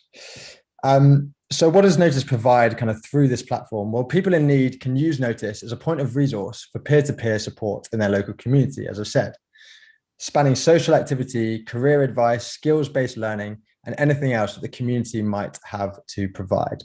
The aim of Notice is to foster a local community that extends to beyond the online platform. By improving productive social interaction, Notice aims to equip people who are at risk of being left homeless or who are currently experiencing homelessness with a connection to a thriving community and confidence in their support network in order to foster the beginning of a safe and sustainable chapter of life, and all things which are essential in the fight to end homelessness forever. So we've got kind of 6 key design principles that we've been rallying around, and they kind of fall within 2 buckets. One is humanization, and the other is about building for purpose. So as that problem statement kind of stated, we're trying to create something which is driving humanization. So first of all, it's peer-to-peer. We're trying to remove the need for third parties officiating productive social interaction. Why should I have to go and sign up and kind of register when I just want to help someone who is right near me in my local area? Again, that interaction over transaction, we think it's so important that people are actually socially interacting as opposed to just exchanging goods, for example. So the focus of this whole community notice board is about meeting up and getting people to work together and interact. Notice boards are, of course, specific to a local area to encourage local care. And we've used suggested topics of support to help encourage the types of support which will be most helpful to the community. And we hope to develop those over time to make sure that they're as effective as possible. Community support can obviously be geared towards protecting people from homelessness and preventing people falling into homelessness. And in terms of how we built this for purpose, well, obviously everything is free and voluntary, and people are able to support their needs in the moment. But as I said, they're not identified by those needs. So the ideal user might be experiencing homelessness today and make use of their notice board in order to kind of look after themselves right now, but then return in the future to actually provide support to others. And that would be the kind of beautiful end-to-end journey. So I'm going to hand over to Alan now to talk some more about the technical spec regarding our mobile first accessibility and how we built that and built the platform to be data light. Alan. Thank you. Yeah, so we kind of just decided our technology stack based on those design principles. So everything was geared towards mobiles. As one of the other problem statements was that some people either don't have access to desktops or they don't have a lot of data available. So we've designed all of our kind of website screens to be mobile first, mobile friendly. And we've also chosen our technologies, so Next and Tailwind, to minimize the amount of data that we actually need to send to people's phones in order to render the website and interact with the posts. We also, you can't see on here, but when you click join to an event, you'll be sent a text with the event kind of details so that you don't actually have to revisit the website. You have that on your phone. And so if you're not with Wi-Fi or you haven't got any data, you still have that available to you to find the event. And that's it from the tech side. Cheers, Jack. Cheers, Alan. If you want to stop sharing, then I will. Nice. And now Alison's going to talk through our design process. Wonderful. Thanks, Jack. Thanks, Alan. So before I get into it, I guess to give some context about how we were thinking with design, we thought that emotion was pivotal, as well as dignity. But how people feel matters and makes a difference. And design as a discipline can and it should care for people's emotions. So by doing this, you enable new ways of thinking and reveal opportunities within your platform that are deeply human. So we wanted to create a brand that focused on feeling, purpose, and memorability. So yeah, so this is the brand that we created. So you might have noticed that there's a duality in the name of Notice. So it references the inspiration of the notice board, which is a very key thing in a community. But at the same time, noticing something is to become aware of. And this is where it ties back into our problem statement of changing perceptions. So we wanted one of the key users to be aware of the problem. And you do that by peer-to-peer. So yeah, brilliant. Great. So we created a really simple interface that is really easy to use. The colors are vibrant, but they're not too over the top. So they're a little bit calming for whoever is using the interface and in whatever emotional state that they might be when they're using it. We've used color coding to help with orientation so that someone can clearly see what the different content types are. And we also wanted to kind of basically be inclusive and accessible with this. So it's not too obvious with the branding and with the site that it's geared towards the issue of homelessness. But we wanted to kind of extend it out into a wider community, and also just to make it like a really new age and cutting edge interface and product.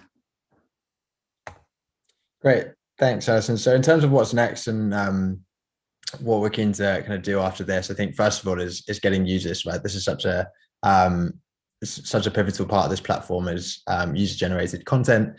So we want to get as many people using it as possible. And also obviously through that, we can start gathering feedback and creating better ways of communities interacting with one another.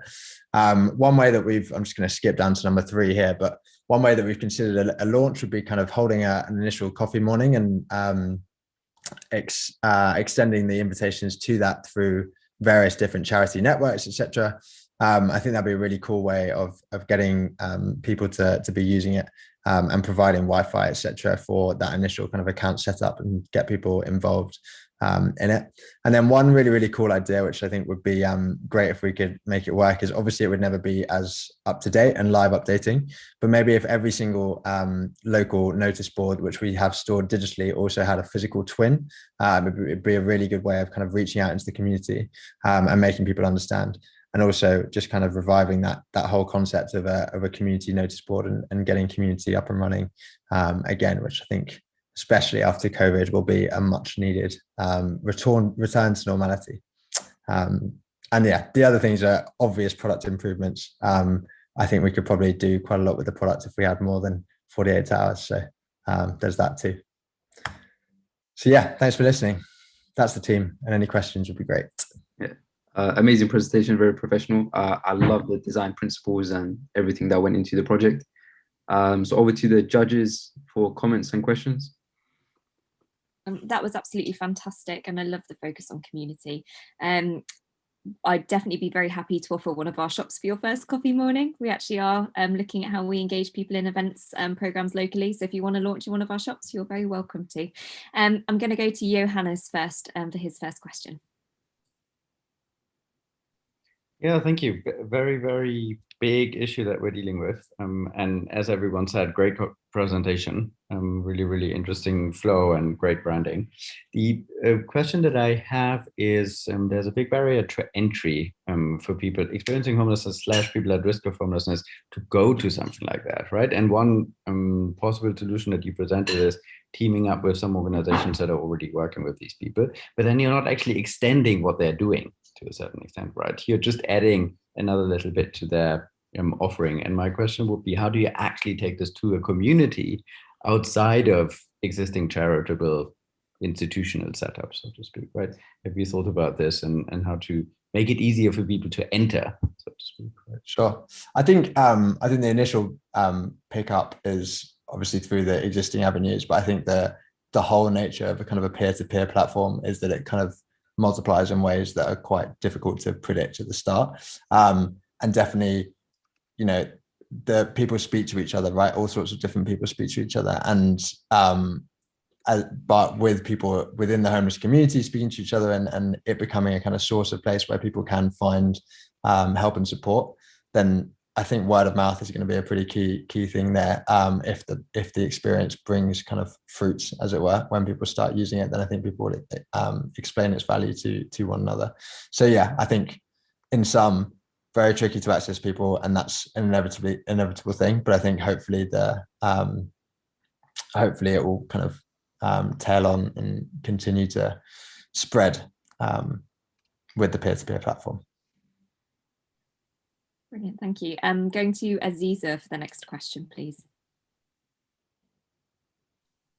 I don't have a question per se, but I think you guys really got in, I was mentioning, I think it's already been mentioned by someone already, that you have taken what used to be a rather offline experience and you actually made it online and made it accessible to a lot more people.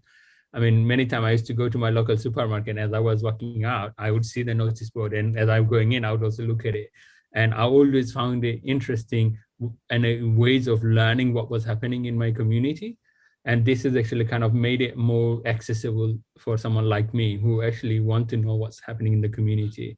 And likewise, I think it's not just this one, all the other demos that people have presented today, just like all of them is bringing in that different set of ways of connecting with each other. And I think this one actually takes a more traditional way, engagement, and actually gives it a kind of a new, refresh, new life to it. And I'm really hoping this get rolled out across the country, because I think sometimes you have a very short period of time when you are in and out of a supermarket, not getting time to actually really look at it. So this actually gives me a way to actually go back to some of those notices and actually see where I can support someone, or what some of the activities that I might want to be involved in. So yeah, thank you. And the fact that you are thinking the offline experience, people without access to data and whatnot, and having all the details on hand at the time when you really don't have internet connectivity, this is really great. Thank you. Thanks very much. Yeah, amazing. Thank you for the comments and the questions, and for the great presentation as well. Over to Team 8. I know it's getting slightly late, so thank you for sticking around past the deadline. So yeah, over to Team 8. Hello, assalamu alaikum everyone. Thank you for tuning in. This is the pitch for Team 8, aka Team Great. We're made up of, once my slides are working, we're made up of 4 developers: Freshta, Hans, Aziza, and myself, Zahid. Ali is our UI UX expert, and Dilruba was pulling the strings behind the scenes as product manager. Now, I don't have the time to give this story the sensitivity and the diligence that it needs, but picture this. My name is Ahmed, and I've been in extended care for 6 years now. It was never my fault in the first place, but hey, life happens, and sometimes you have to deal with it, right? This morning, I got a message. It was good news. My support officer has been happy with my progress, and they've found me a place to move into. The move date has been set. I'm super excited. A second chance at life. This time, I'll make sure it works. I'm dedicated, and I've proven myself, and I'm ready. But it's been a while since I've been out there, in the big, wide world. At this place, I know everyone. There's a doctor here, I've got friends, the chef puts together my favorite dinner on my birthday. I'm really gonna miss that small stuff. And to be honest, I'm quite anxious. How does this stuff work? What happens when I move in? My officer said that she'll be there every step of the way. But after years of being away, you kind of forget, stuff. I don't even know what there is to know. Anyway, fast forward, and I've got the keys ready to move in. My support officer has given me some materials to read for tips and guidance. But wait, what? Where do I start with all these leaflets? What did I need to do first again? Open a bank account? Where? How?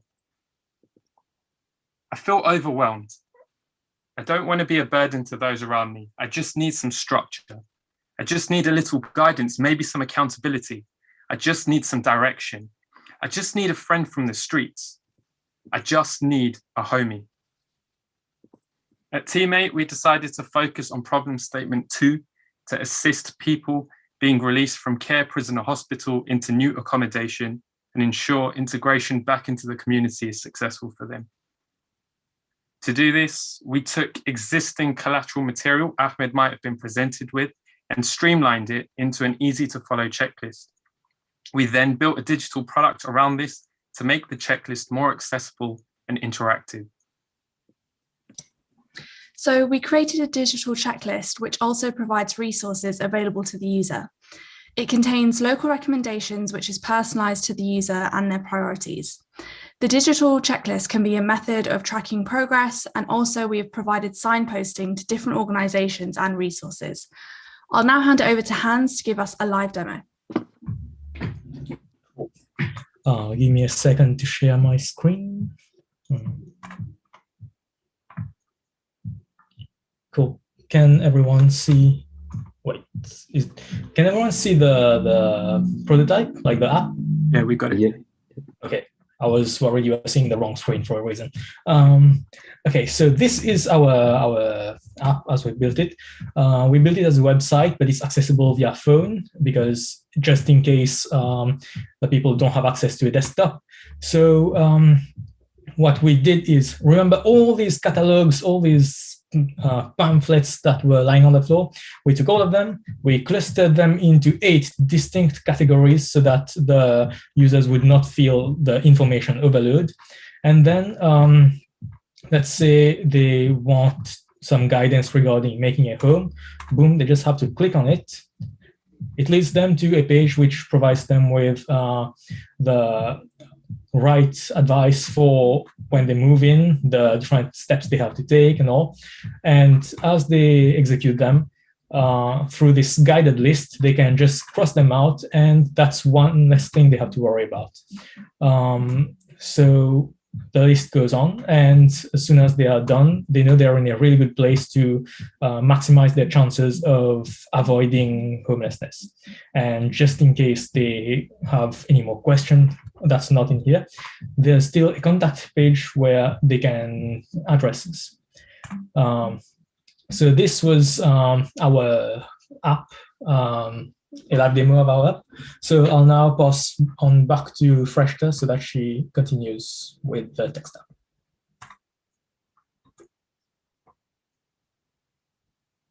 So for our tech stack, we decided to use the JavaScript library React for our front end, as this technology was one that all developers had experience with.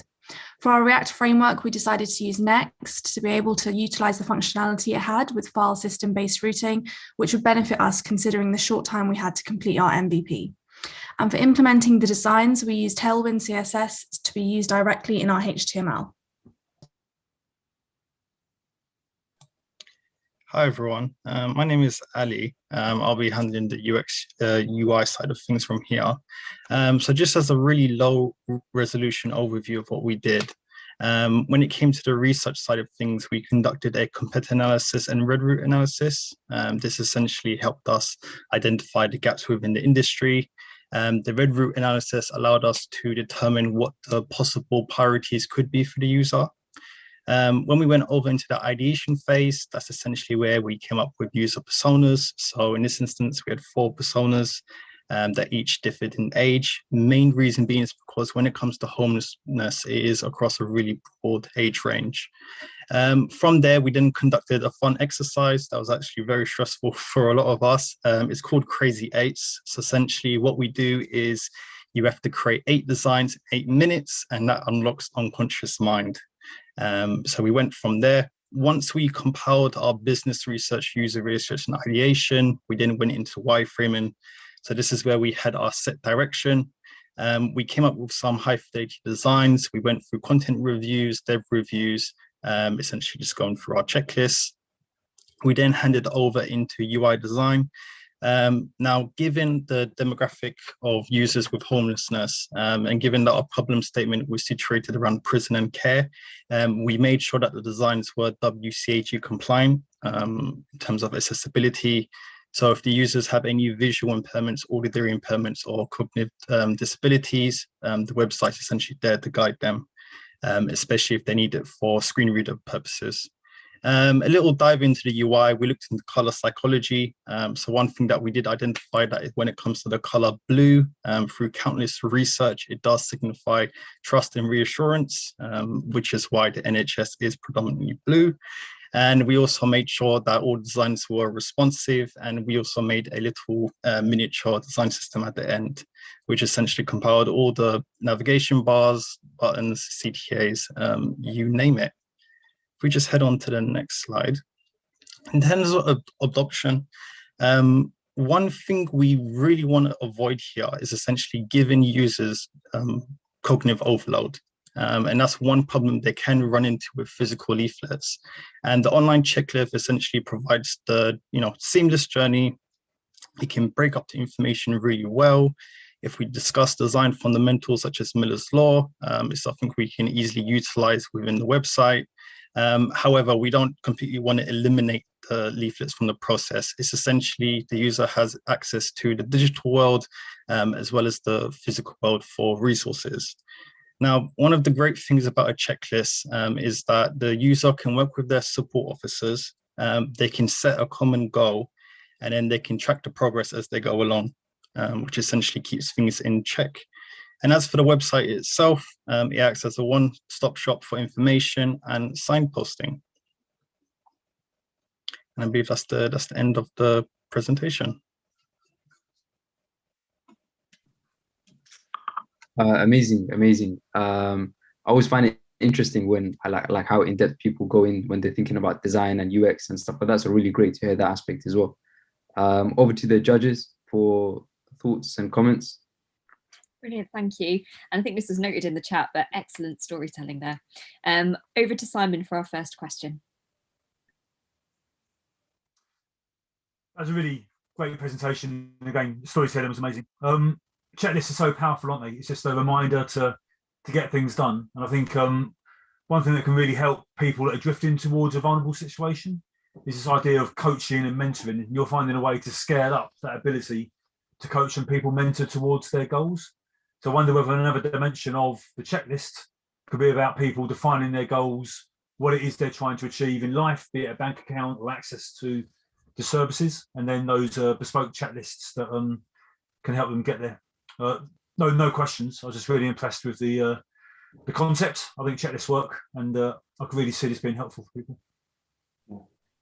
Amazing, thanks. I'm going to head to Kawa next for a question.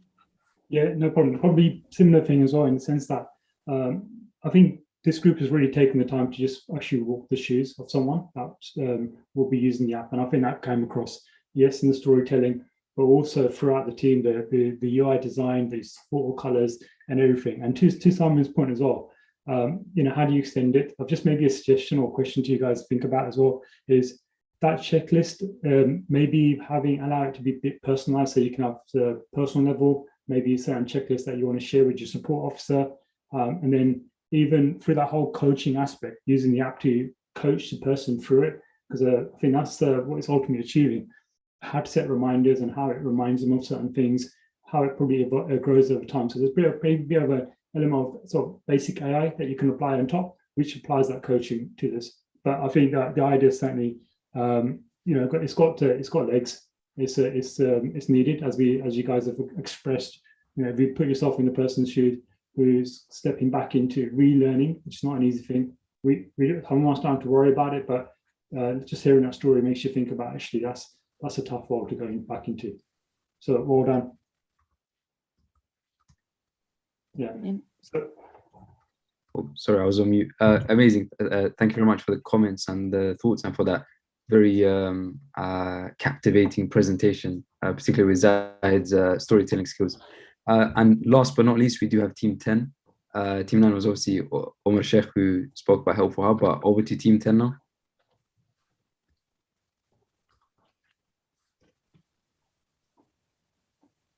Assalamu alaikum. Am I able to see my screen? Yep. Okay, let me do that. Okay. Okay. Sorry.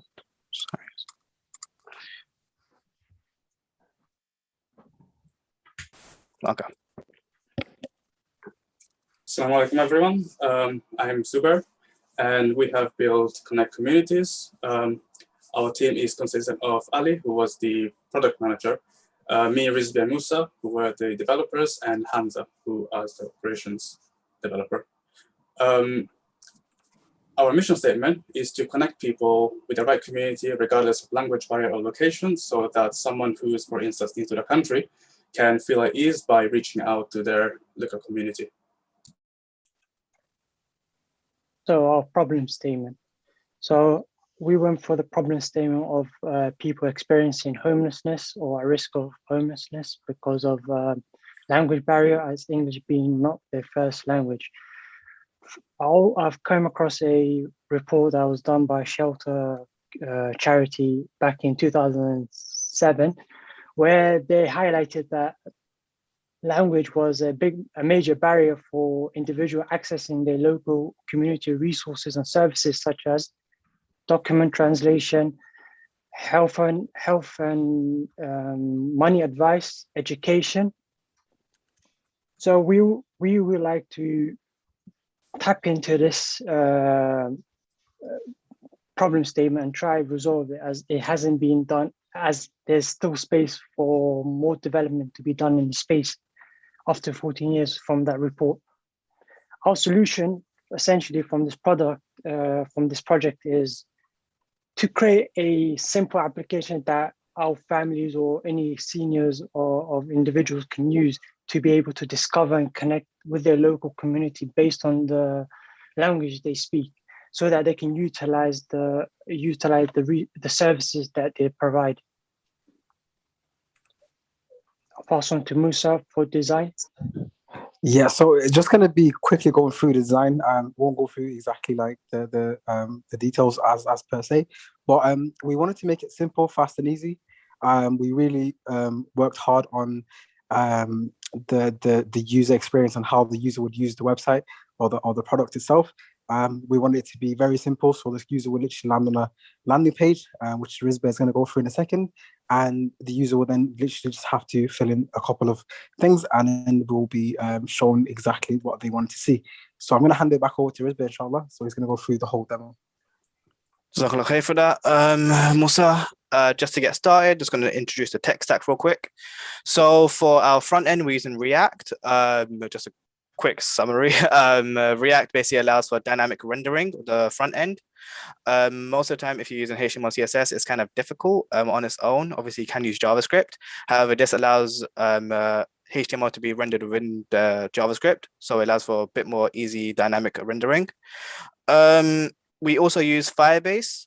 Firebase is for our backend that handles our database as well as also our hosting. So this app is hosted on Firebase under a generic domain, but we can also expand it later on to also include storage and authentication as well. Currently, we also use Tailwind CSS. I believe some of the other teams used it as well. It basically allows you to write CSS pretty quickly as class names within HTML. So I'm just going to go over the demo real quick and show you how the app works. It's just really simple. So we're going to close this app over here, Connect Communities. Firstly, it asks what language do you speak. We'll give, say for example, English. Where do you live? We'll give London, and then it will bring up a list of communities. This is all stored in the backend. So we got 3 communities currently shown. We will add communities later on as time goes on, but for now, for demo purposes, we just got 3 showing up. So in each card, it will just show the services and the address. But if you want to see more, you can just click on read more and then load it up. It'll show a description of what the community is. It'll show different languages that it speaks, and it will show the services that they provide, as well as the address and contact information. The map is also here to show the actual location as well, and you can view it by clicking on view larger map. If I was to click on info, this email, I will be able to actually send an email to the company as well, or the community. So other than this, I'll bring it back over to Musa to talk about future development. So in terms of future development, like we really put a lot of effort and thought into behind this product here. We really wanted to like basically allow other communities to just literally sign up, and even like anyone around the world or anyone around the country would be able to add their communities onto the webpage. And then anyone that wanted to find their communities, all we have to do is just select the language, and then they'll be able to find the community. So we wanted to actually also add a translation, like a translate applicant to the whole website, so or the product basically, so that anyone whenever they select a language, for example, if they speak Urdu or Somali or anything like that, the rest of the website would then be in that language that they selected. And this is a way to just basically allow people to feel more comfortable looking for people that are within their community or anywhere else out there. We also wanted to basically allow communities to claim their profile. There will be like a nice little verification tick next to a community that has come on there and then claimed their website. And there's different things that we wanted to add on. We also really wanted to add on a job feature on the any community page. One thing that we discussed as a team was the fact that certain communities can offer people jobs based on like the language they speak, because you wouldn't really need to speak English. Someone could translate for you on the job in case if they're working in a local shop, or if they're working in a takeaway or anything like that, someone that's working with them can translate for them on the spot. And we wanted to have like a nice little unique cool domain, which we didn't get around to. But other than that, this has been Connect Communities, and yeah, that's all of us. Amazing, thank you very much. Again, within a very short amount of time, a lot of stuff was achieved. So thank you very much for that presentation. Over to the judges for question and comments. Amazing, thank you so much for that. I'm going to head straight to Kira for a question.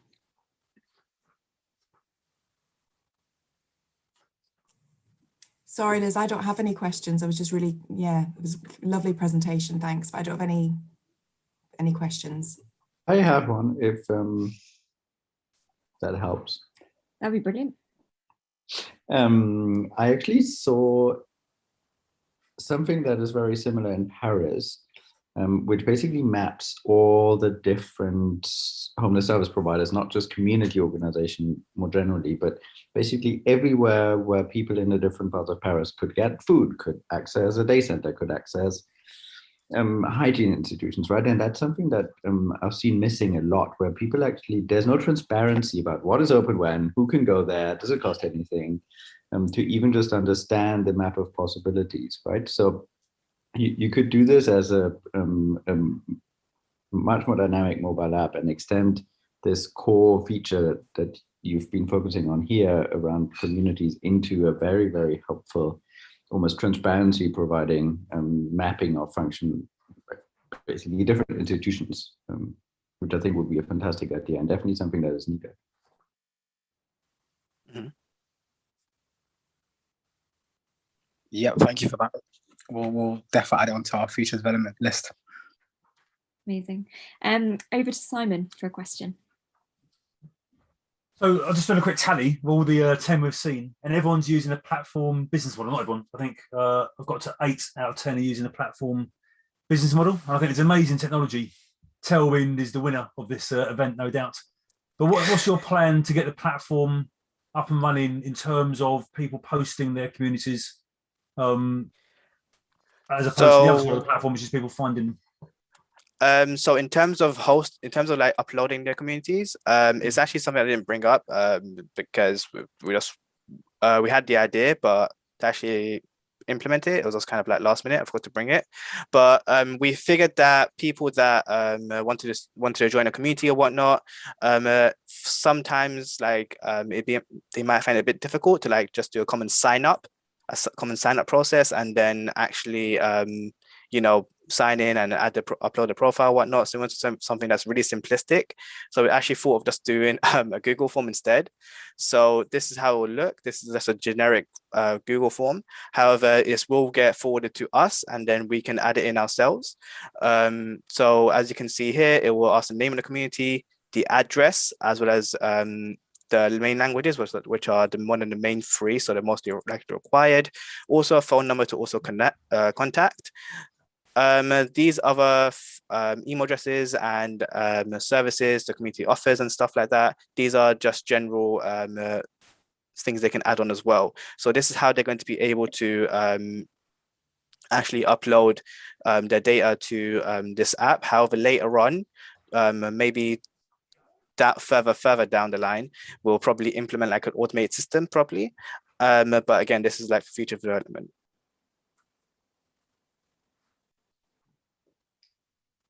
Amazing. Thank you again for those comments and those questions. I know it is extremely late in that sense, but we will give the judges just a few minutes to kind of deliberate amongst themselves and then come back to us with any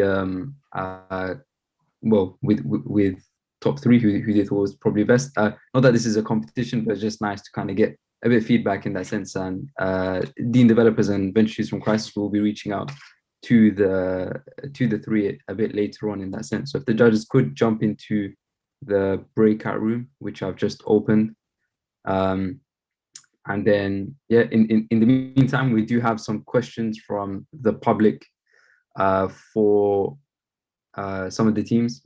This question is for Team 2. Could Job Shelter become a recruitment as a service offering where companies can pay Job Shelter to recruit highly skilled non-English speaking candidates? Job Shelter does the actual interview process. For Team 2, if anyone is on the line. Yeah, I'm here. Could you repeat the question, please? If could Job Shelter become a recruitment as a service offering where companies can pay Job Shelter to recruit highly skilled non-English speaking candidates? Job Shelter does the actual interview process. Yeah, well, we haven't investigated much about monetizing it, but definitely could be an option. Okay, amazing. And I think that kind of answers I think Simon's question around monetization, which potentially could happen through that. There's a question for Team 5. I understand keeping the ID digital, but how do IT illiterate or people who have a health condition that affects their ability to use the internet, how is your product accessible to them? Team 5.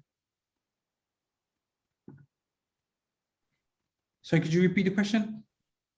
I understand keeping the ID digital, but how do IT illiterate, essentially how is the product accessible to IT illiterate people or people who don't have the internet? I think it's quite safe to assume that Wi-Fi is quite widely available at many places. What was the second part of your question, sorry? Around accessibility for people who don't have internet. which I guess that answers the question. It answers the question. Okay, cool. There's a question for Team 7. Because it is peer-to-peer, surely there's some kind of safeguard, like is safeguarding being considered for Team 7 because it is peer-to-peer? Yeah, so we did actually discuss this in the context of the problem statement, which is obviously all about kind of humanizing people who are going through experiences related to homelessness, etc. And I mean, the prime example is like dating apps, right? It doesn't tend to be people's response to be like, oh, wait, there's huge risk in two individuals meeting up as part of dating apps. Obviously, that is a consideration. But I think obviously we've thought about some kind of disclaimers and people obviously signing up at their own risk, as it were. But I think overplaying the kind of risk involved in people meeting up in person is quite one that I've been keen to kind of bust the myth of, really, because people who are homeless are still humans and, I think should be treated as such. Sorry, Jack, to interrupt. One thing we did have on that is we kind of came up with an idea of suggested locations for meeting. So when you create a post, it would put in locations. And one reason that's really kind of important for this would be the safeguarding of people, getting them to meet in public locations and stuff like this. But the other thing would be that public libraries and other spaces like that currently act as a meeting point for people who are, have no fixed abode, don't have a job, so they're looking for where to spend their daytime and how to use their time. So they look for these common spaces. So by kind of suggesting those spaces as meeting points, you can tick off creating safety for everyone that's using the platform and using a space that the more vulnerable people are comfortable with and reaching out to those people at the same time. But yeah, it's an issue that I think we need to think about as we go forward. Yeah. I think that's a pretty cool feature as well, just by suggesting public places, because public places are in general quite safe. There's another question for Team 7. How do you ensure the most helpful posts are sorted to the top of the notice board? I mean, in the future state, we can apply machine learning and AI to to define what that's going to be, right? I think for MVP, I think it will be just a case of the most recently posted going to the top, and then people kind of scrolling through. But I definitely think that's something we can look in. We have on there, but they don't actually work, is buttons that you can filter the posts. So you could say what you're interested in. Then you can obviously filter it from like an event that would be like, you know, just a way of connecting people and dealing with loneliness to an actual service of, I need to go print something out, I need this. And then you can filter it more on like language or an educational thing. So like, we kind of had some filtering there, but I mean, we'd have to look into that loads on what people are actually advertising and what people want. Yeah, nice. And again, a solution to any problem is talk about AI and blockchain. Yeah, I mean, the challenge is how to get rid of like posts which are no longer relevant, right? As well, so as well as surfacing at the top. Like even if you have a search functionality which works really well, if you have loads of noise on there, then you know dealing with that is a future challenge, I think. Yeah, amazing. Sounds good. That's it from public questions. Are there any questions from the teams for the other teams? Want to maybe put it out? Yeah, for the I've just forgotten the name of it now. For the text-in based service where you can find like local resources, how did you populate the data for what gets replied when you text in? I think the teams still here? He might have gone to go put his TO to bed, but I'm not sure. Fair enough. Sorry, was it a question for me? Yeah, for you. I was just wondering where you got the data from that gets replied with. I got the data from scraping websites. Basically, so I just scraped some websites and got the data, put it into a database. That's it, really. I think that, I mean, yeah, as a practical measure, I think that's probably exactly the right approach. Yeah, nice. Thanks. Yeah, nice. Any other questions for any of the teams whilst we're waiting for the judges to come back?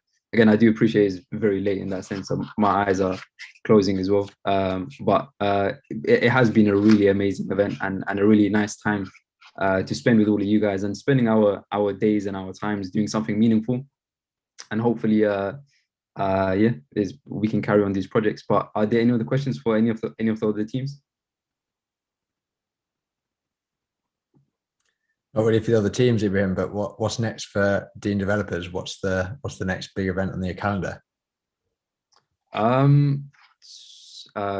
them in the spot there. But we've got a roadmap.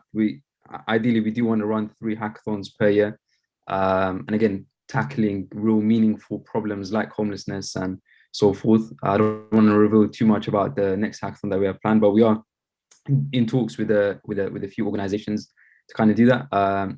But again,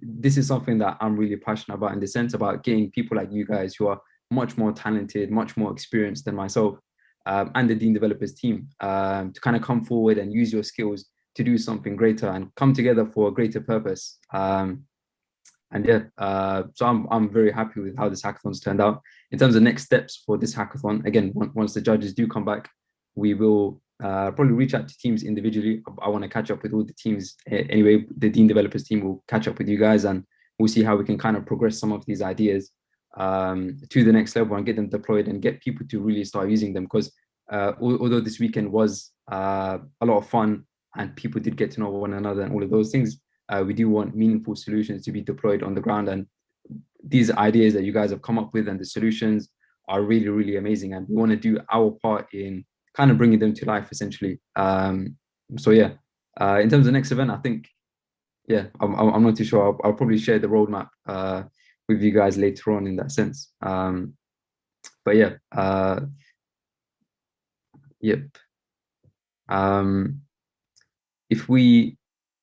If no one's got any other questions, maybe someone can talk about the difference between Tailwind and Bootstrap. I think that was a question. Any of the techies, if you want to speak about that.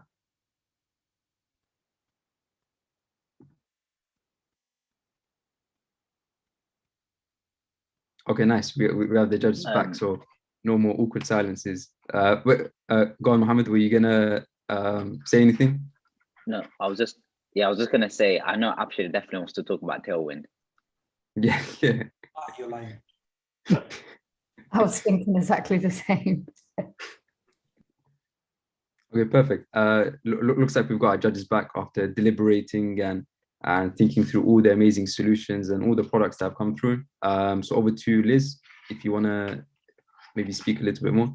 Yeah, so firstly, I just want to say a huge thank you on behalf of Crisis. The amount of work that has gone into the solutions over the last few, well, I know it's only been like a week or so, is insane. And the quality of what we saw pitched tonight was fantastic. So firstly, give all of yourselves a massive round of applause. Thank you so much for what you've done. One of the overriding comments we had as judges is we can see so many different connections between all the different solutions, and it would be wonderful if as a community you could still continue to connect. So that Slack channel we have for the hackathon, I hope we can keep that up for a little bit longer, because we could actually see some really nice synergies between the different ideas. So we obviously had a really tough decision to make and not very much time. So it was rapid, but it was in depth. Our third place winner this evening is, and could I have like a drum roll or some kind of sense of build up, please? That would be really nice. Yeah, okay, drum roll. It is Job Shelter. Congratulations, Job Shelter team. We were so impressed with this solution.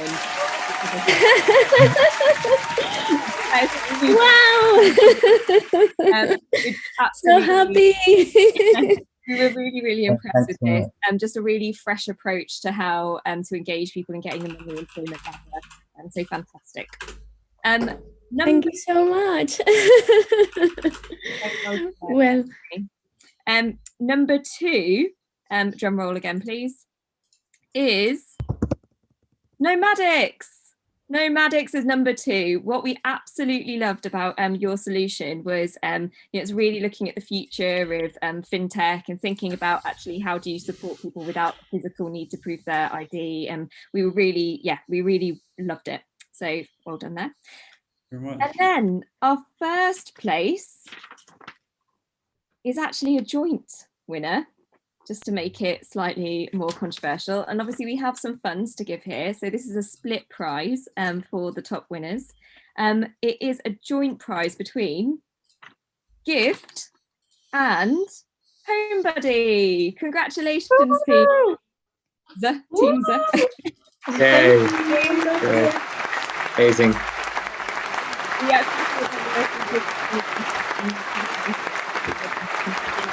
Them.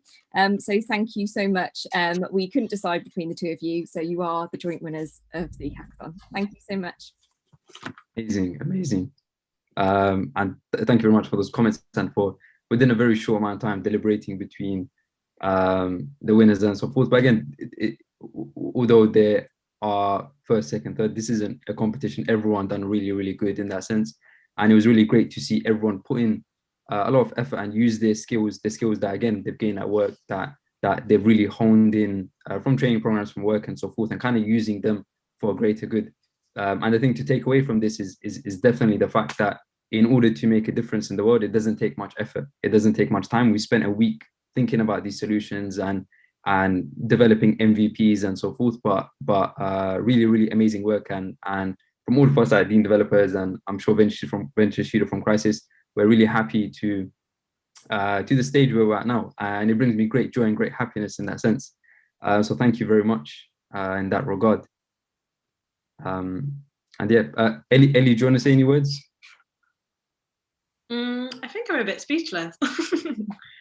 Yeah, just a massive thank you. Yeah, I'm so impressed. I know Amy and I have been like bobbing in and out of the weekend. But yeah, seeing the final curtain drop and just seeing all the hard work that you've all put in, I'm just so impressed and super grateful for all your time, effort and energy. So can't wait for what's next. Amazing. yeah, I guess that brings it close to our hackathon. Again, it's been a very, very interesting and exciting few days. I haven't slept properly. I'm sure a lot of you haven't slept properly either. Partly because of nerves and partly because of, again, working really hard late into the night to bring these solutions to life. And again, it's been really, really amazing to have you all here. So a personal thank you from myself for dedicating this time to, again, using your skills for something greater than ourselves. And we will be in touch. We do want to keep tabs on the teams and hopefully take all the ideas forward and take them to the next level in that sense. And again, with the expertise from Crisis and VentureShoot from Crisis, help get these platforms and solutions deployed in that sense as well. So yeah, thank you very much. The Slack will remain open for continued conversation, like Liz mentioned. It will be great to, again, have that synergy between the teams and everything in that sense. So yeah, thank you very much for everything in that regard. And yeah, I think that's it. Maybe Montessori, we could close the live stream. And then again, if any of the teams want to say anything and maybe speak about your experiences and that, we can reach out to you guys afterwards. It will be nice to get some testimonials in that sense and all of that good stuff. But if anyone does want to say anything, the floor is yours, and then we can call it a night. Can I just say something, please? Of course, Aziz, right, go for it. I guess on behalf of the Deen developer team and everyone who attended, can we all just give an applause for Ibrahim? He has worked tirelessly, and I know I've been working behind the scene for a bit with him. It's been almost 6 months work in the planning to make this day happen today, and it's an amazing effort. And I'm so delighted to be working with him, and and bring the way we brought everybody together. It's amazing. So it's I couldn't have done it at that stage in my life, but seeing someone bringing that many people, the impact we're creating, and all I could say, thank you for making it happen. I don't want to take all the praise. It's been a collective effort. Me and Ellie have been in a number of different calls. The Deen developers team as well. I think probably I do a lot of the talking. That's probably why my name's getting mentioned. But there's a lot of people working in the back that did help make this a great event in that sense. But thank you very much, Aziz Zubai, for your words.